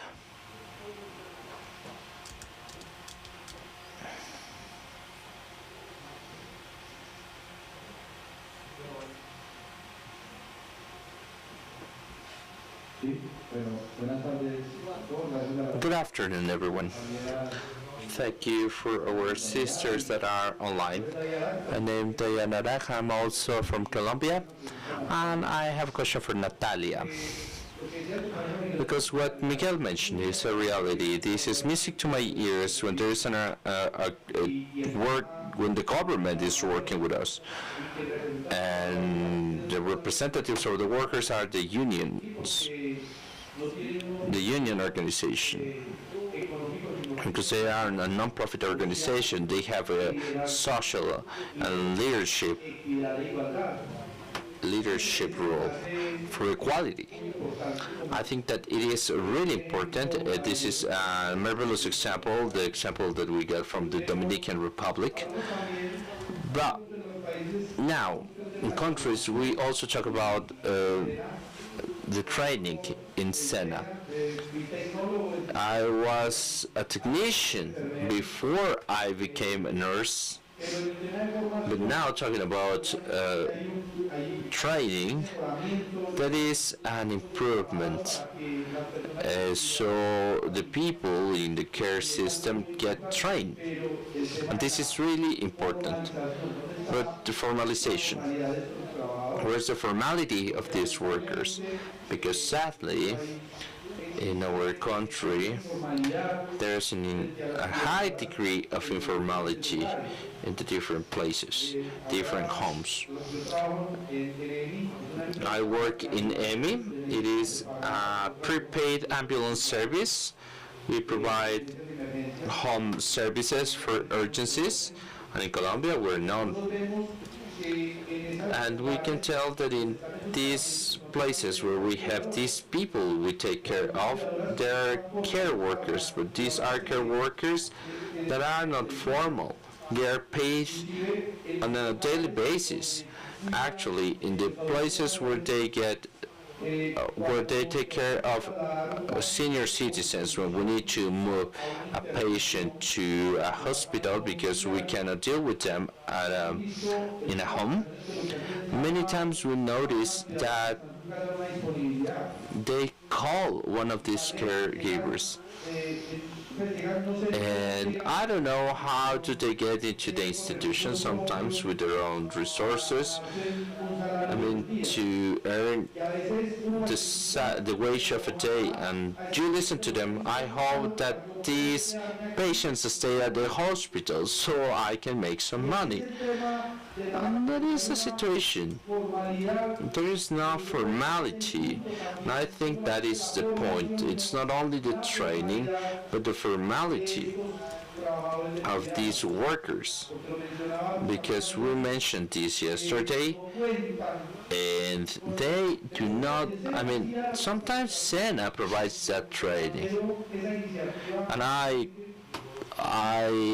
thank you for that initiative, but in these places they don't have the protection elements such as pertinent equipment under the proper guidelines, so they do not affect the conditions as workers, so they don't get sick, that they are not sick workers, that they are not we know that these people are older than, that they don't get ill. So 5 years of a continuous work, where is the social security for these people? There are people who are unhealthy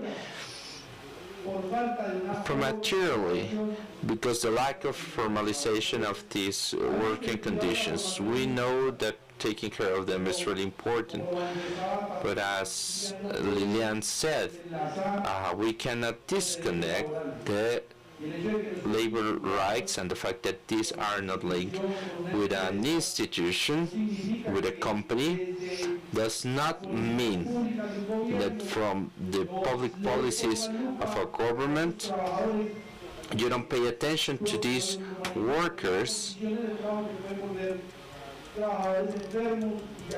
They can become unhealthy workers and people that we need to take care of prematurely.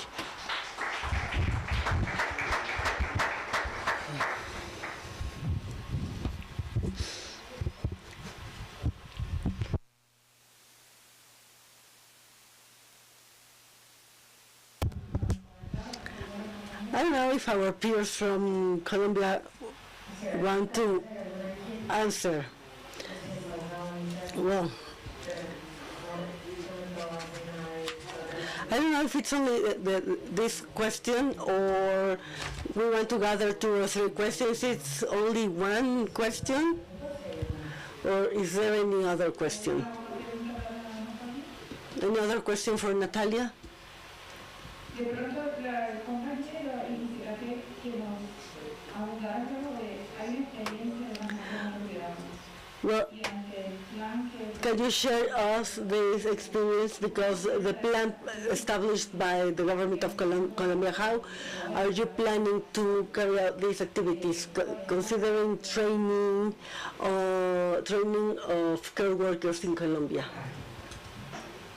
Bueno, sobre la última pregunta, contarles que Well, the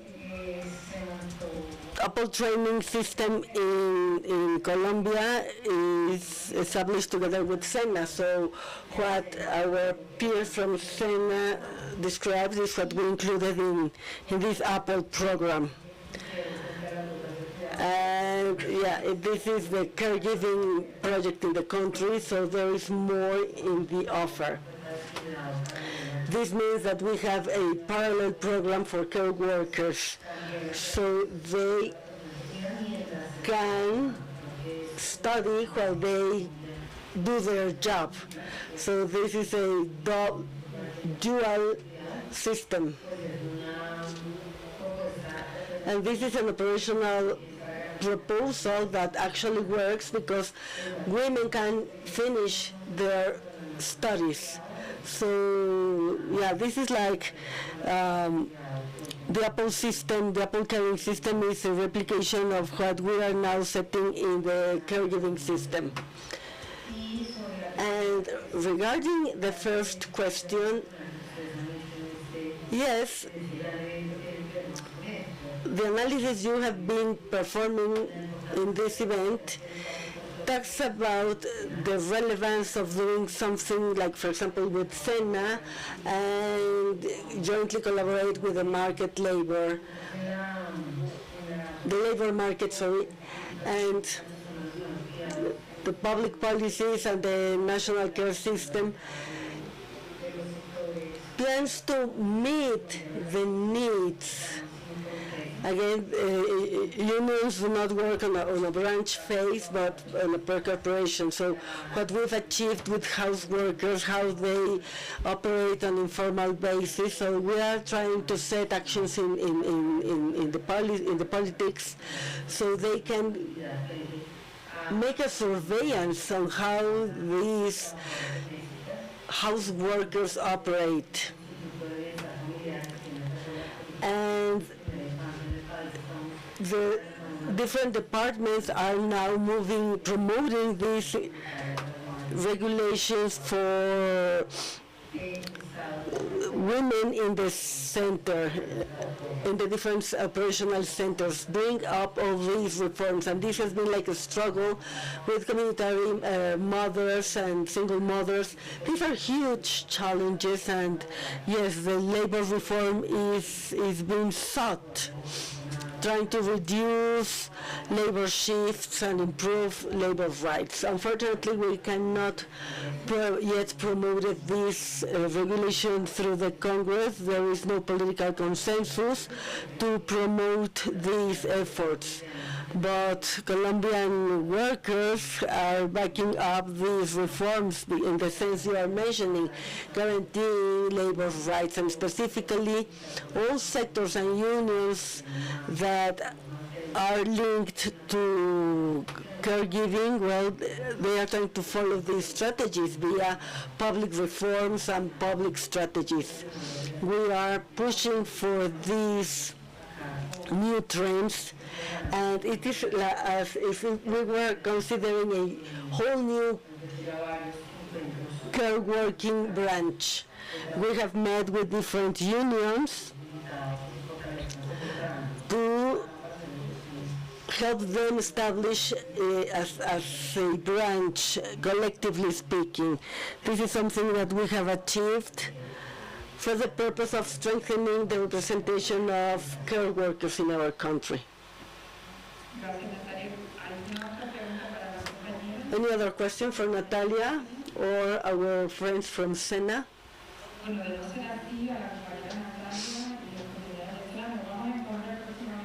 If not, we will go soon to Colombia. Thank you very much.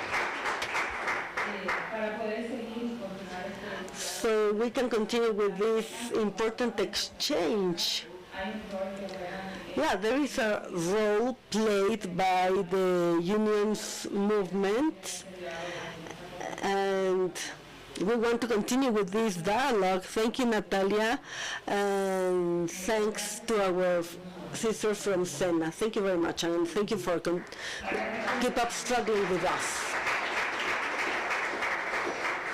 y ahora vamos a tomar un pequeño receso. So now let's take a 20-minute break, stretch our legs, and we come down to wrap up with the Q&A session for the panel. Thank you.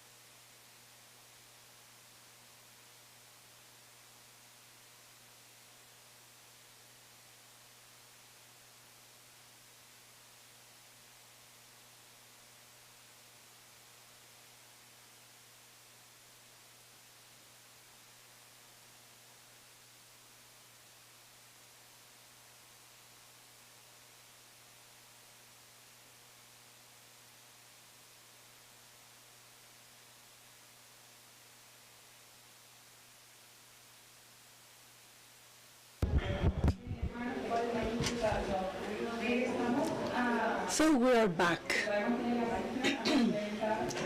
Let's continue with the Q&A session with the panel. So we are now opening the space for questions to be asked to our peers. Edison is having a question, so hand him a microphone, please.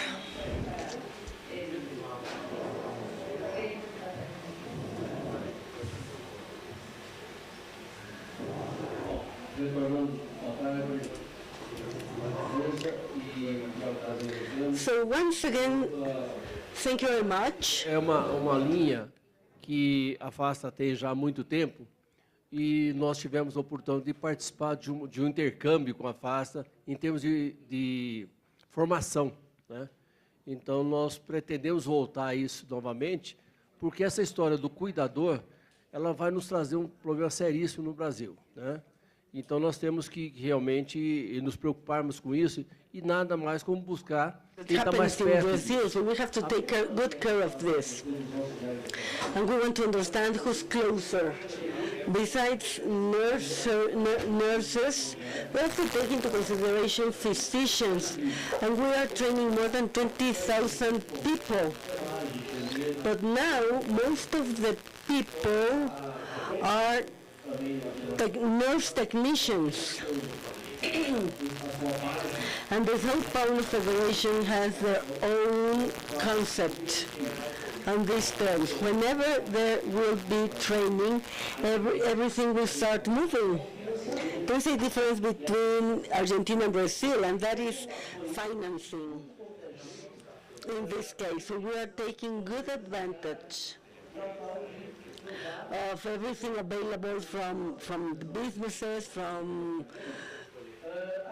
business people, and our collective participation. We held our own assembly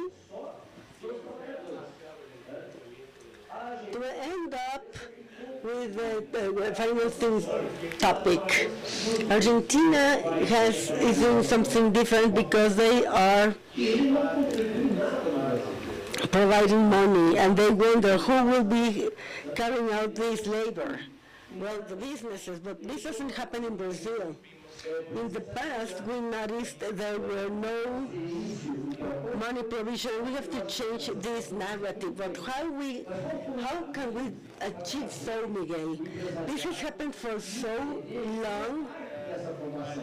How would we integrate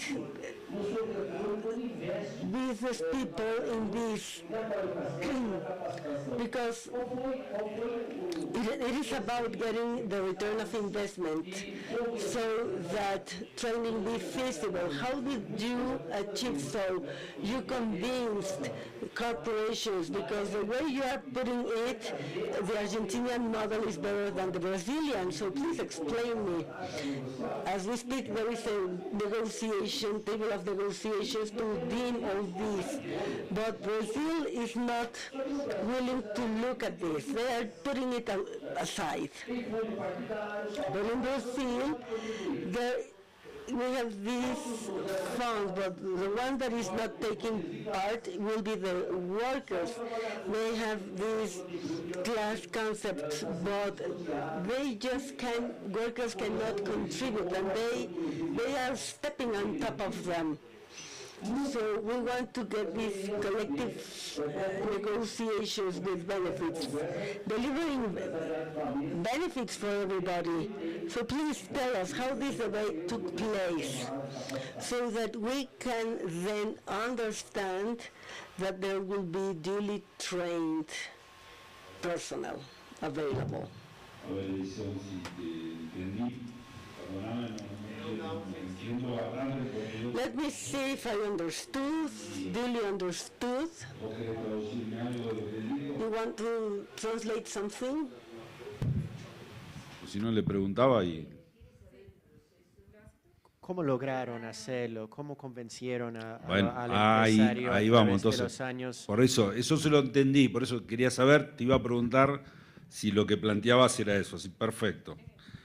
Es la historia de la formación y en la Argentina, más en el sector de salud, es una historia que lleva muchísimos años.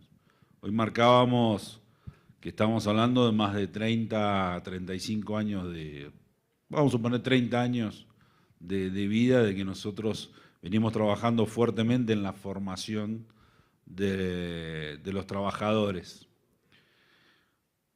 Primero, el compromiso fue con los empresarios por el convenio colectivo, como lo explicábamos hoy. El convenio colectivo le da, y ahora voy a explicar algo porque es una vergüenza que uno lo tenga que explicar, pero pasa. El convenio colectivo, ustedes saben que no solamente es para discutir salario, no se discute solamente cuánto vale mi trabajo, mis horas de trabajo, sino rediscutís condiciones de trabajo y discutís muchísimas más cosas, derechos, vacaciones, el caso de Argentina, indemnizaciones, etcétera, etcétera, etcétera. Los trabajadores de salud tenemos otros beneficios distintos que por ahí tienen otros trabajadores, como quizás otras actividades tienen otros. Bueno, y te marco acá porque vuelvo un poco a la política y te lo voy a mechar un poquito.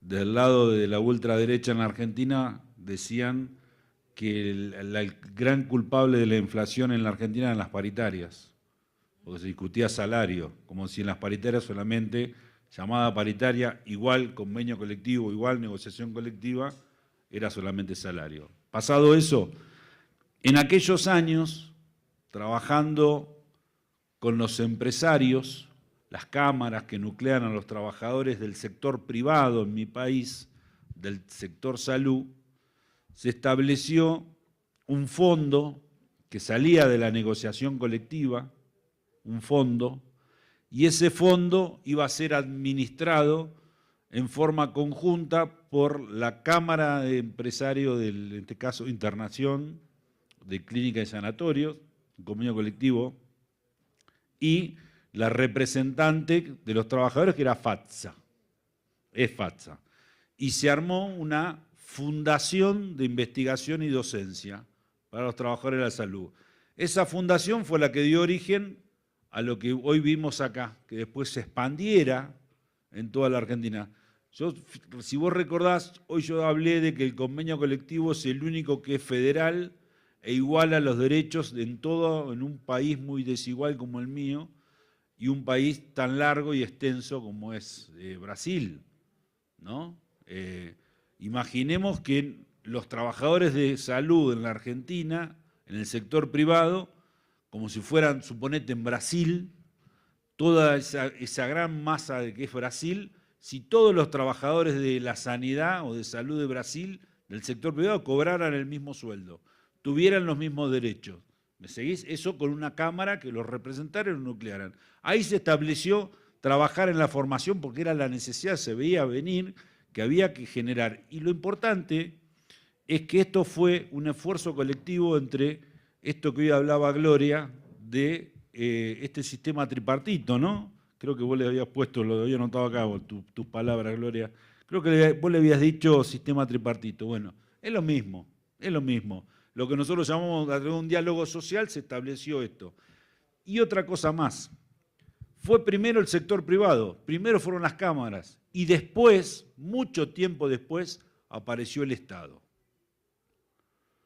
En la Argentina existen los dos sistemas, público y privado, pero los fondos para lo que es formación, el origen nació del convenio colectivo de trabajo, y ahí es donde trabajó el sector privado.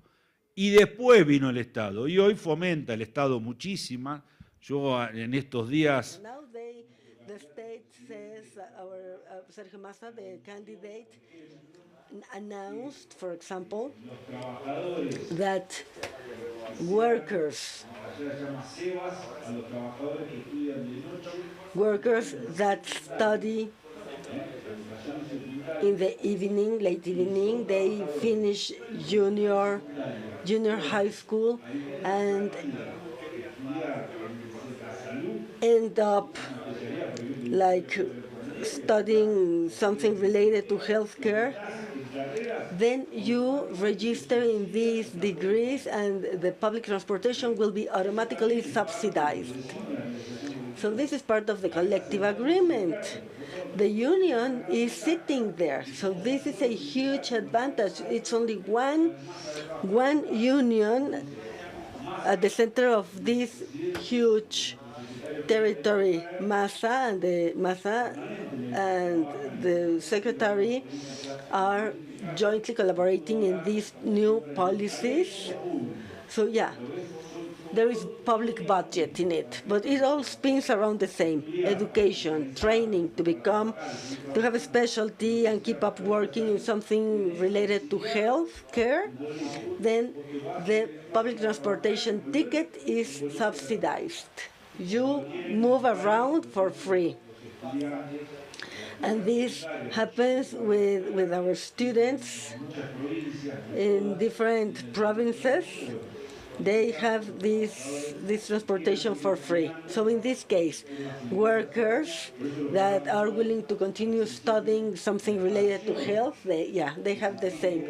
So the expansion that has to happen in terms of training for our healthcare workers, we have to find a way of financing them all. So it will be not only in the burden of the health sector. Yeah, when I was talking about the chamber, that the foundation financing and controlling all this, training and human resources on healthcare, today is a FATSA. So now we get to such an agreement and rate of confidence that today at the Ministry of Labor we have a table that will be devoted to discuss training in all the chambers of the private sector. There is homestay, geriatrics, hospitalization, laboratories, whatever, and the whole to include the whole public sector. So everyone sits around this table to include provinces, and policies, training policies are established. First the policies, and then financing comes afterwards. And if you allow me to express something else, and another key element is, because you asked if Argentinian business people are kinder than the Brazilian business people. Now I was talking about the territory. Carlos West, who was the Secretary General of FATSA, he said that the dream of the Argentinian business person was to implement this in poorer territories. But the organizations affiliated to FATSA have a rate of 70% affiliation. That is to say, 70% of all workers in the healthcare system are unionized, and they have this network of delegates almost at every premise that appears registered in the union. So when they go to this general meeting, there are hundreds of thousands of workers supporting them behind. And this is great support. And unfortunately, we do not have this present in all countries.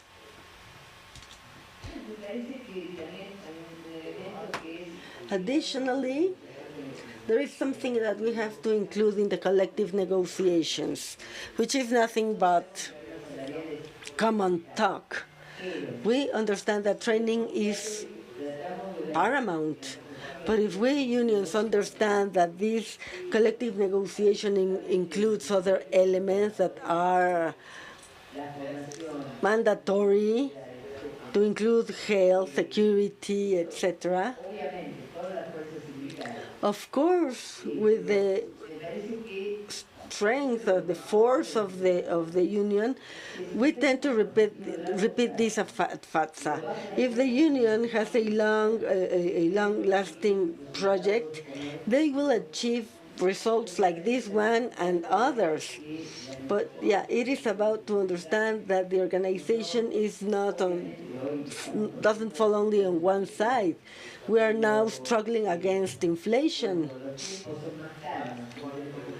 But when things tend to be a bit calm, we have to understand what's behind. Like, for example, training, in this case, that can be incorporated in the negotiation processes.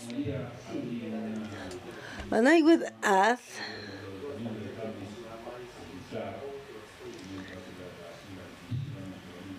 and I will put this in the table because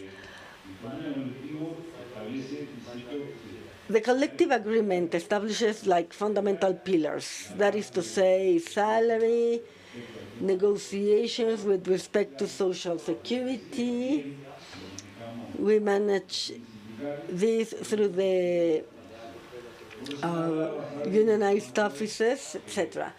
But today we are living inflation rates that everything is bound to not to lose this purchase power. So if inflation is set in X, you have to recover this X back as soon as possible so nobody loses money.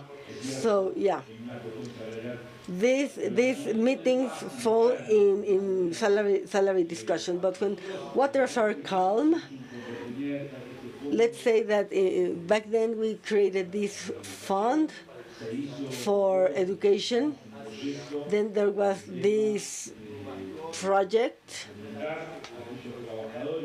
intended to encourage training hours for workers, and then they would be receiving some rewards in exchange.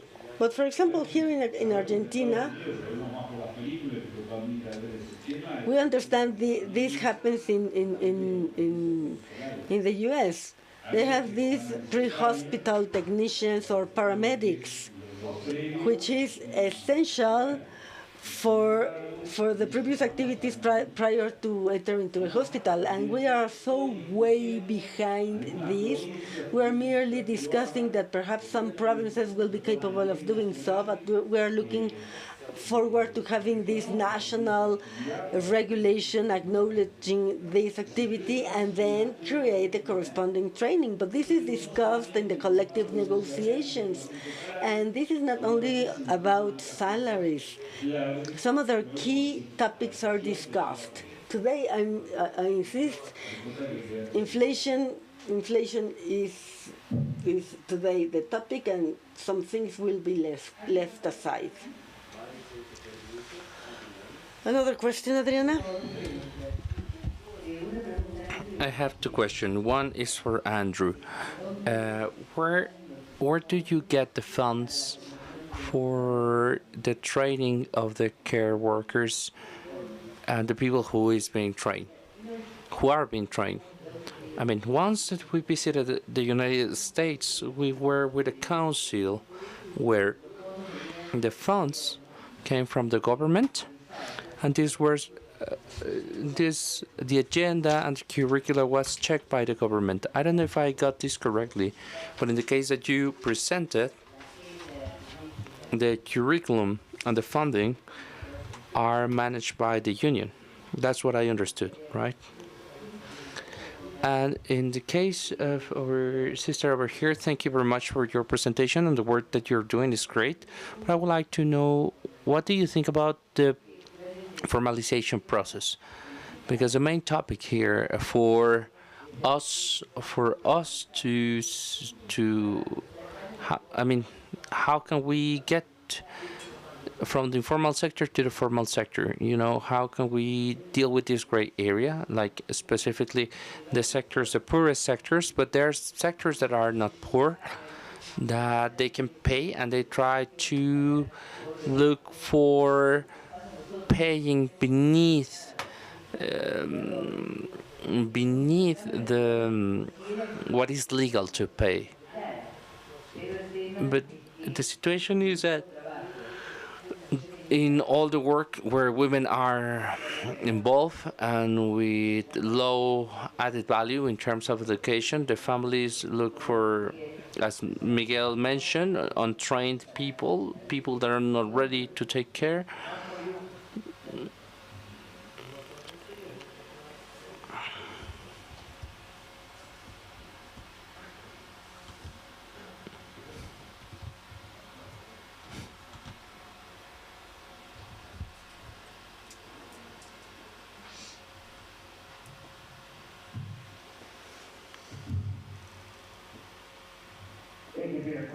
Gracias por la pregunta.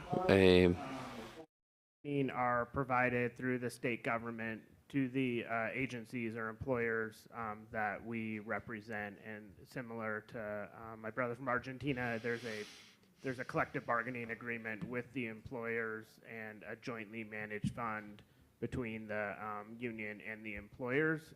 And so something like 30 cents an hour for every hour worked goes into this fund, and then we're able to train all of the caregivers around the state through a jointly managed partnership between the employers and the union. But the standards for how many hours of training people need are set by the state.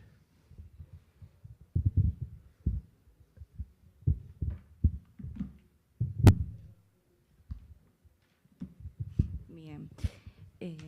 Bueno, en cuanto a nosotros, Well, the question towards us in this process of formalization, we can basically acknowledging the activity through what I mentioned.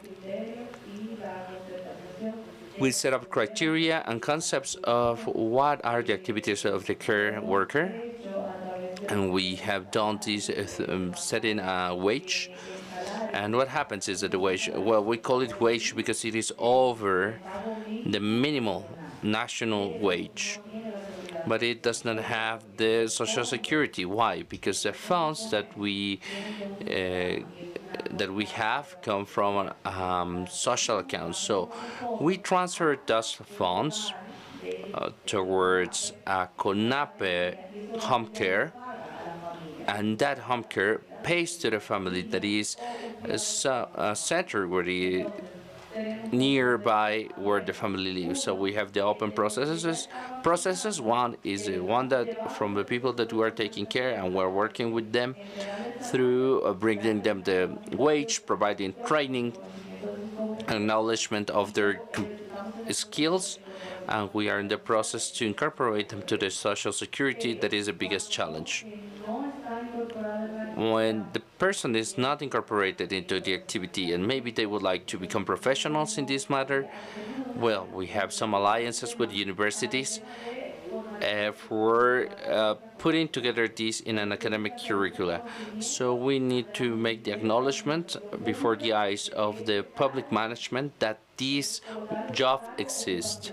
So we need to set it up in allocated in the terms of what we consider to be a general service. We demand that it is considered to be technical. So we have a parallel work with Infotep, that is the Institute for Technical Training, to them to certify that we do. So training is a process, and the wage will come from the training. So we have the two parallel programs. Familia de Cariño, these are people who are doing this process, and those who are in the institutionalized care are part of the public management system. They have social security, they have a position, we provide them continuous training.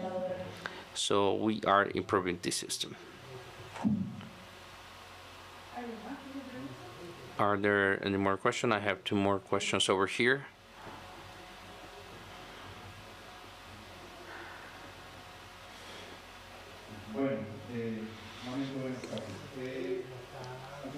Good afternoon. This is a question for Miguel.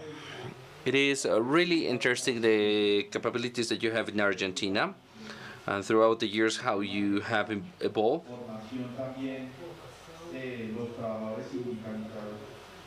for the unionized workers. But you're telling us that you also work with the private sector, that there are activities in the private sector. Do you have unions in that private sector? You have an impressive strength regarding, I mean, you represent 70% of the workforce.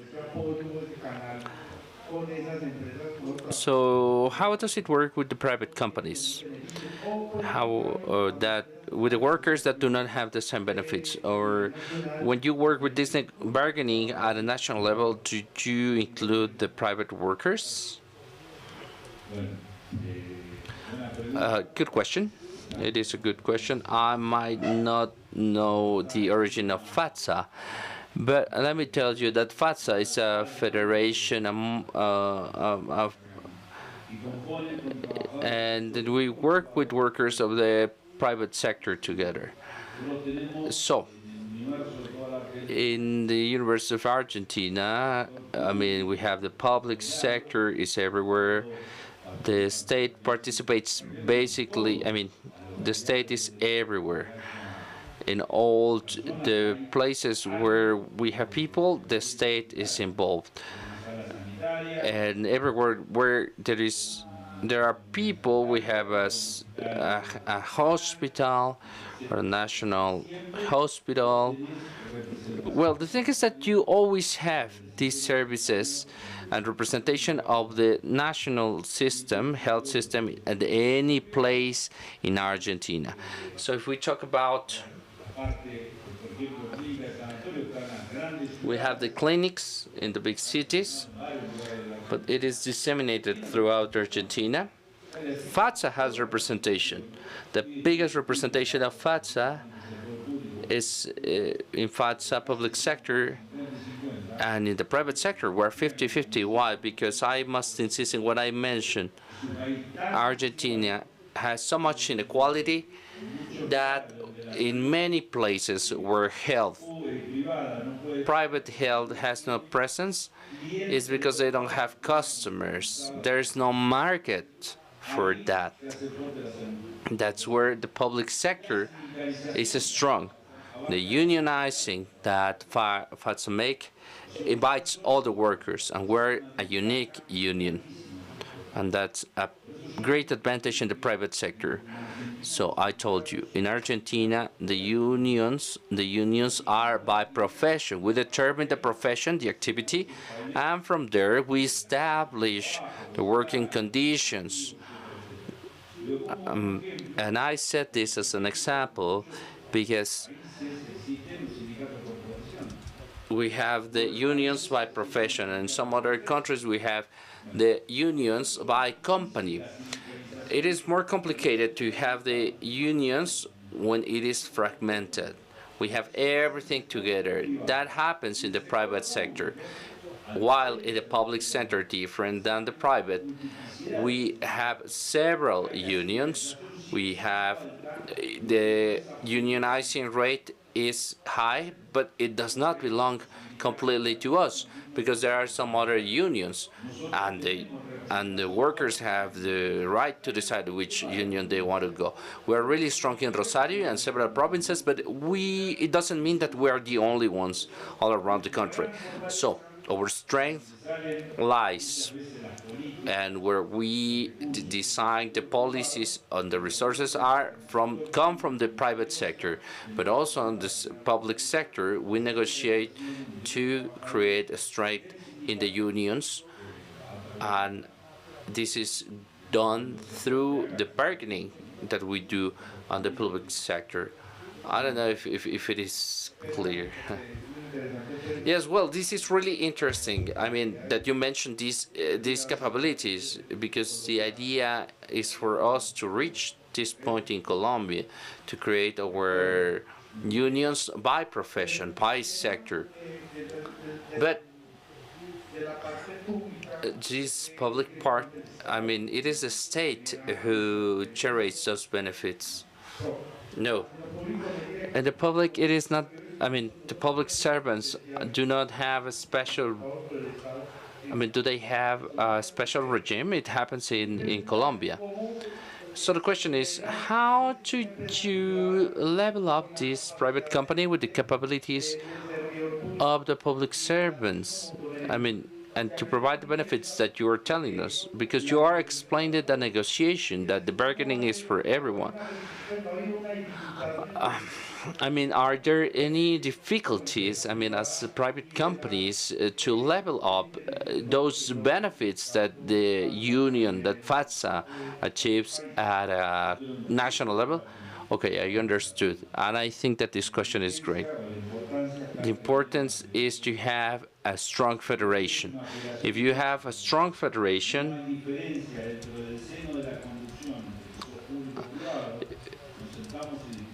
I mean, we can have a sit down and design policies at a federal level, and it goes at a collective level. For example, Adriana told me that she told you that they closed the agreement, that they finished the agreement with the private sector regarding the wages. Well, you told them about them, an agreement, right? So today I should be telling you that my brothers and sisters closed the negotiation in the public sector. So we set, I mean, we set the rules, the requests, and the delegates put the pressure. And after that, we established the same bargaining or a similar bargaining to what we propose. Regarding the financing, we also need to take into account that this financing that was generated for the education of the private sector, with those same resources, we finance the public sector. I mean, the state can participate, of course, because they're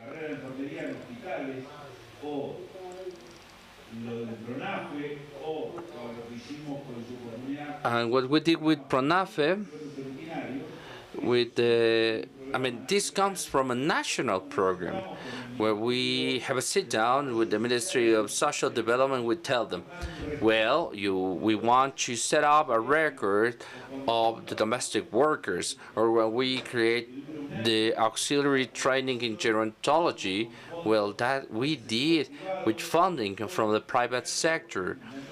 So we are in the year 2023, so we were working with the Ministry of Labor to look for funds to support the financing of the private finance to cover all the students that we have. I mean, we do not stay just with one finance. We work together as a federation, and that's how they are doing. They are doing this at the West, knowing that the mainly source of fundings as a private sector, but also the provinces with the public sector. We go to each province to try to get the same thing that we got from the private, and we go over sometimes. So we have different things, but these are not so different. The work in reality is just the same. I mean, the country is there's a lot of inequality. I mean, the conditions of the work are really different. It depends on the state who is going to be the boss. It depends how they're going to treat you. And there comes the strength of the union. So if you go with FATSA, and I see the FENASAP story.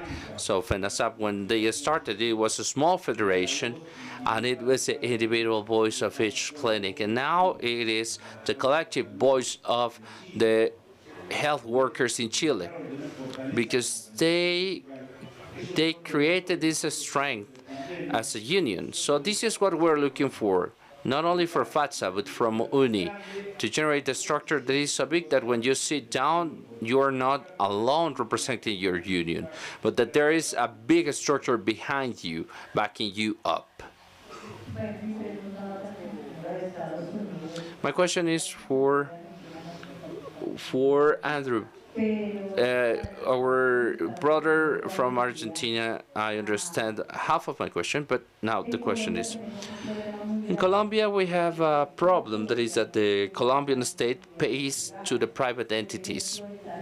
For example, in health, they pay 98% of all the share for health for all the population. So the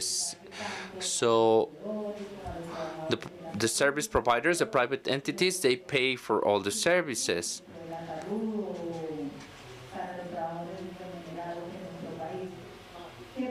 So the situation is that they don't pay the vendors, they don't pay the workers, but they don't give back this money.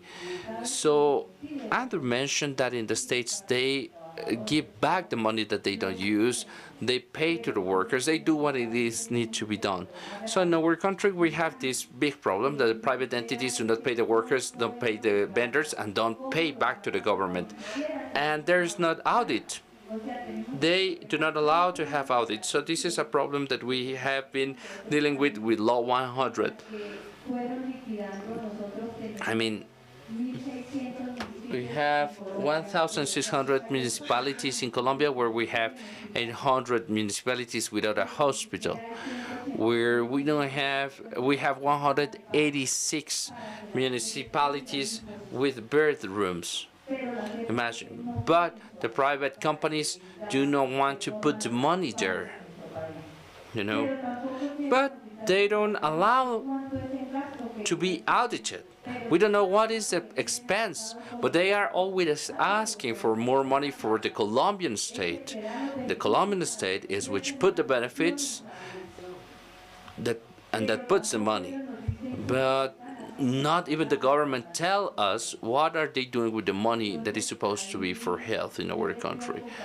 So I would like to ask Andrew, how do you deal with this? I mean, you mentioned that you work as a private entity and that they manage the state funding, but also that you're surveilled, that there are audits, that you're audited, and where people are passing away, kids are passing away, mothers are passing away, senior citizens are passing away because there's a lack of primary line of attention.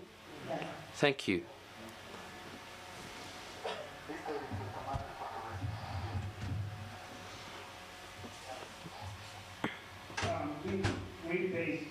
Bueno, nos hemos that extreme of a situation before, but we certainly have faced companies taking the money and not doing what they're supposed to do with it. And I think there is a strong sort of state audit system. We also, at the union, have a very good sort of research and policy and numbers team that sort of look at how much money is coming in and whether people are spending it. And there was a situation a few years ago, I guess, where the state was giving money to nursing homes that was supposed to go to wages, and we found out that it was being used by nursing home owners for fancy Italian shoes and their yachts and whatever else they were using it for. And we, did a lot of direct action and lobbying with the state around that. So really, I think, we can rely a little bit on the state's audits, but our union sort of power and expertise in understanding how the money is flowing and what the finances of these companies are, and making sure we're on top of every penny is ultimately how we've sort of held them accountable.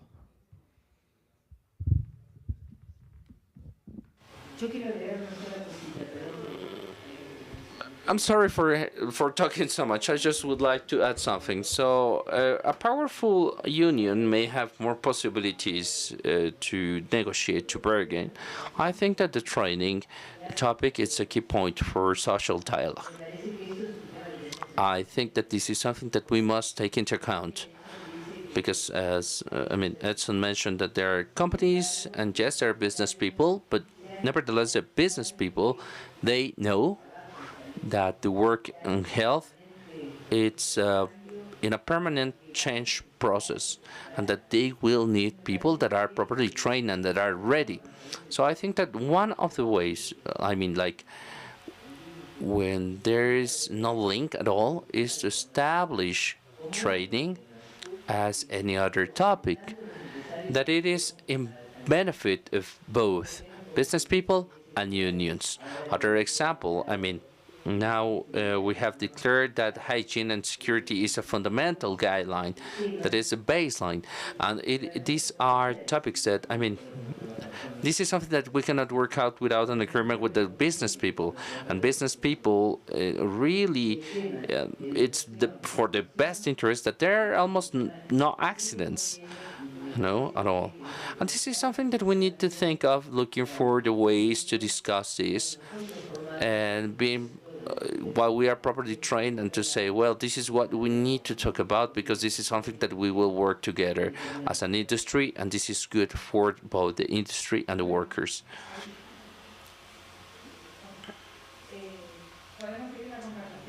I think that conversation we can continue. All the interventions have been great. Thank you for all the questions, and conversation can continue. The forum is open. And Ulises is going to make an announcement, and we want to continue this conversation. Tomorrow we can continue with this. So today, I just would like to make these comments, these brief comments. Unions, we need to create internal policies. There should be an internal decision made by the union to look at our workers and to say, well, they are going to support the process, but not only to train them, to have a force, but we need to think of modifying the public policies, but that is going to happen through proper training. It's to create leaders. Yes, we need to create professionals and also leaders to establish that the professional training of our workers is at the central agenda. We would like to thank to the panelists that are with us. Now I give the floor to Ulises. Thank you. Well, a big round of applause. Well, this has been really productive in my opinion, and with no further ado, I will just deliver your awards. Thank you.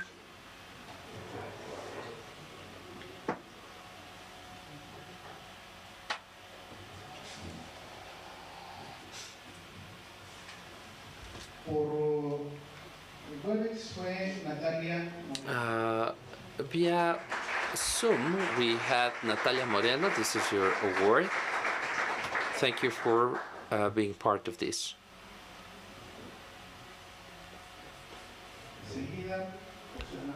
Next, Andrew, this is yours.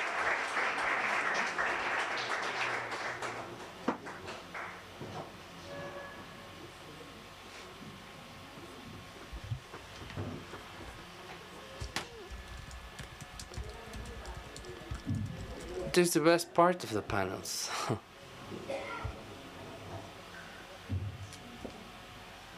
And this award goes to Diana Mejia from CONATE. Congratulations, thank you.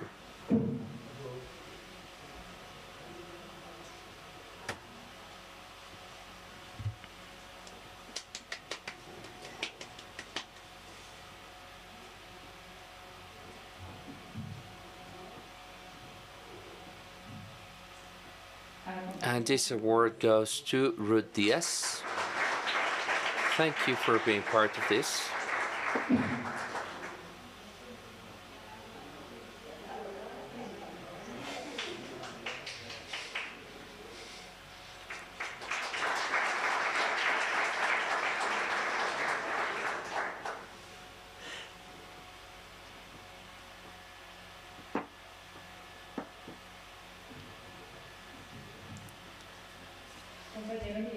Miguel Subieta, this award goes to you,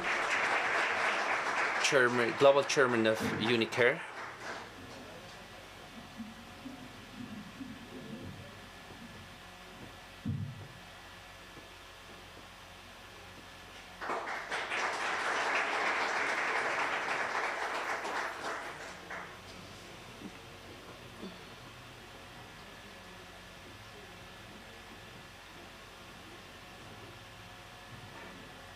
And finally, last but not least, this award goes to Lilia Gisela Rodriguez, Senior Organizer from Uni Americas.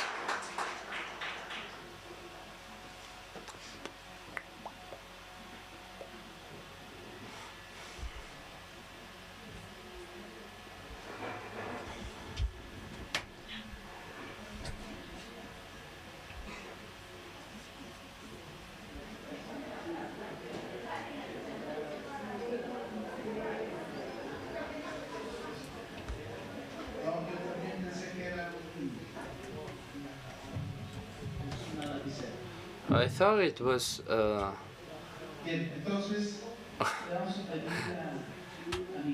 well, we are going to ask to Miguel Subieta if he closes the works for today. Please, Miguel, the floor is yours.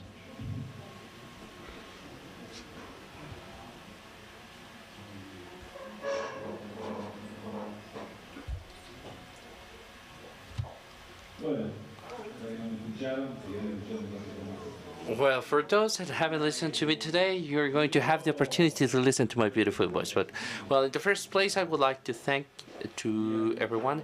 It has been a day of a lot of work. We have,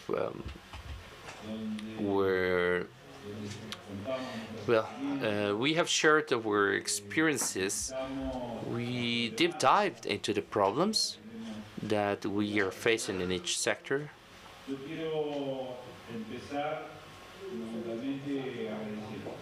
So basically, thank you. Thank you all for being here. Thank you for staying with us, for listening to us, and I would like to thank Norma Liliana Rodriguez. I haven't met her. I might meet her tomorrow, because she's a person. Well, I met her long time ago. We go a long way coming to this place, and I'm getting to know the importance of Sentiste in Unicare. I want to tell all of you people who are here, that this was the place where Unicare was for. We are discussing if it was in 2014, 2015. We don't remember, because the people who were with us here don't remember. But you said 2015. To check it out. So it was in 2014. I promise you that I write down 2015. So we have the first regional meeting of our sector here. And here we kicked off. So the next year we would have the creation of what we call nowadays Unicare. So imagine the importance of Santiste in the development of this work, something as beautiful as what we have created.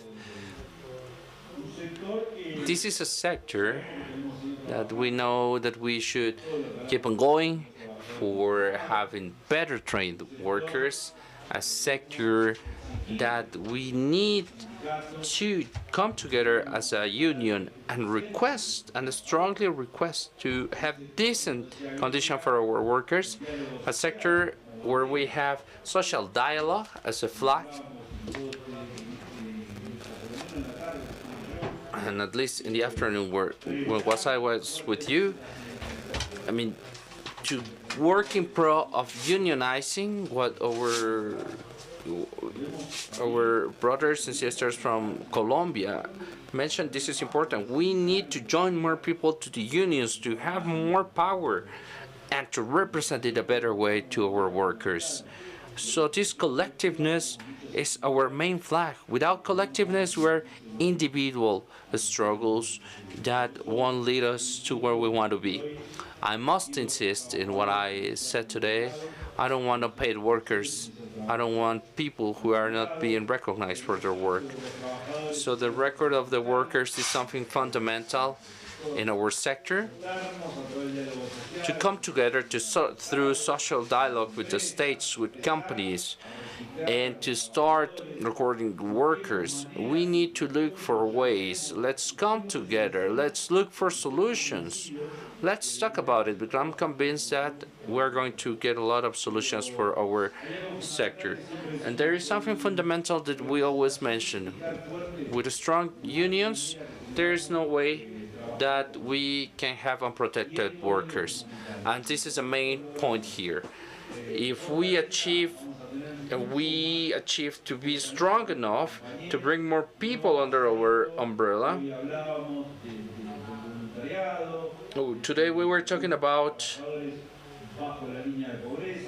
the volunteers. We talk about people who are unpaid or poorly paid. And so, just to close this second day, let me tell you that our sector, from 2014 up to this day, when we started with 6,000 affiliates, 600,000 affiliates, we have grown a lot. So this is a milestone of the union that we have achieved, of the strength that we have achieved. I would like to acknowledge two people that I asked them to be here today with me, but they are not here. In the first place, to our new global director, Uniker,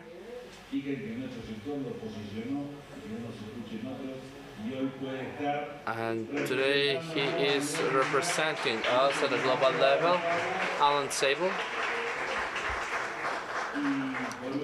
And last but not least, Lucia.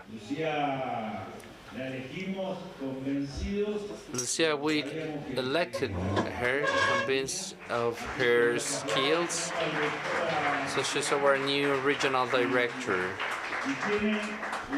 And she has the mandate to be as good as Alan was.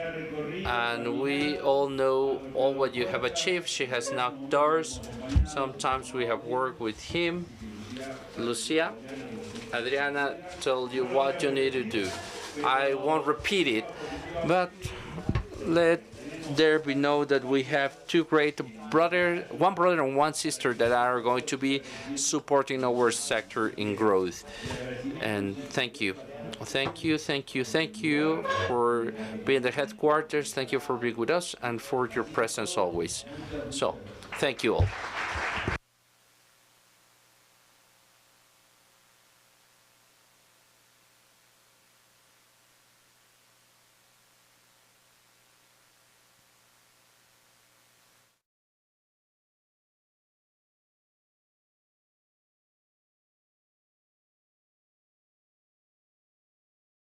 Thank to all the people who I would like to thank to the people in Cuernavaca, Tepic,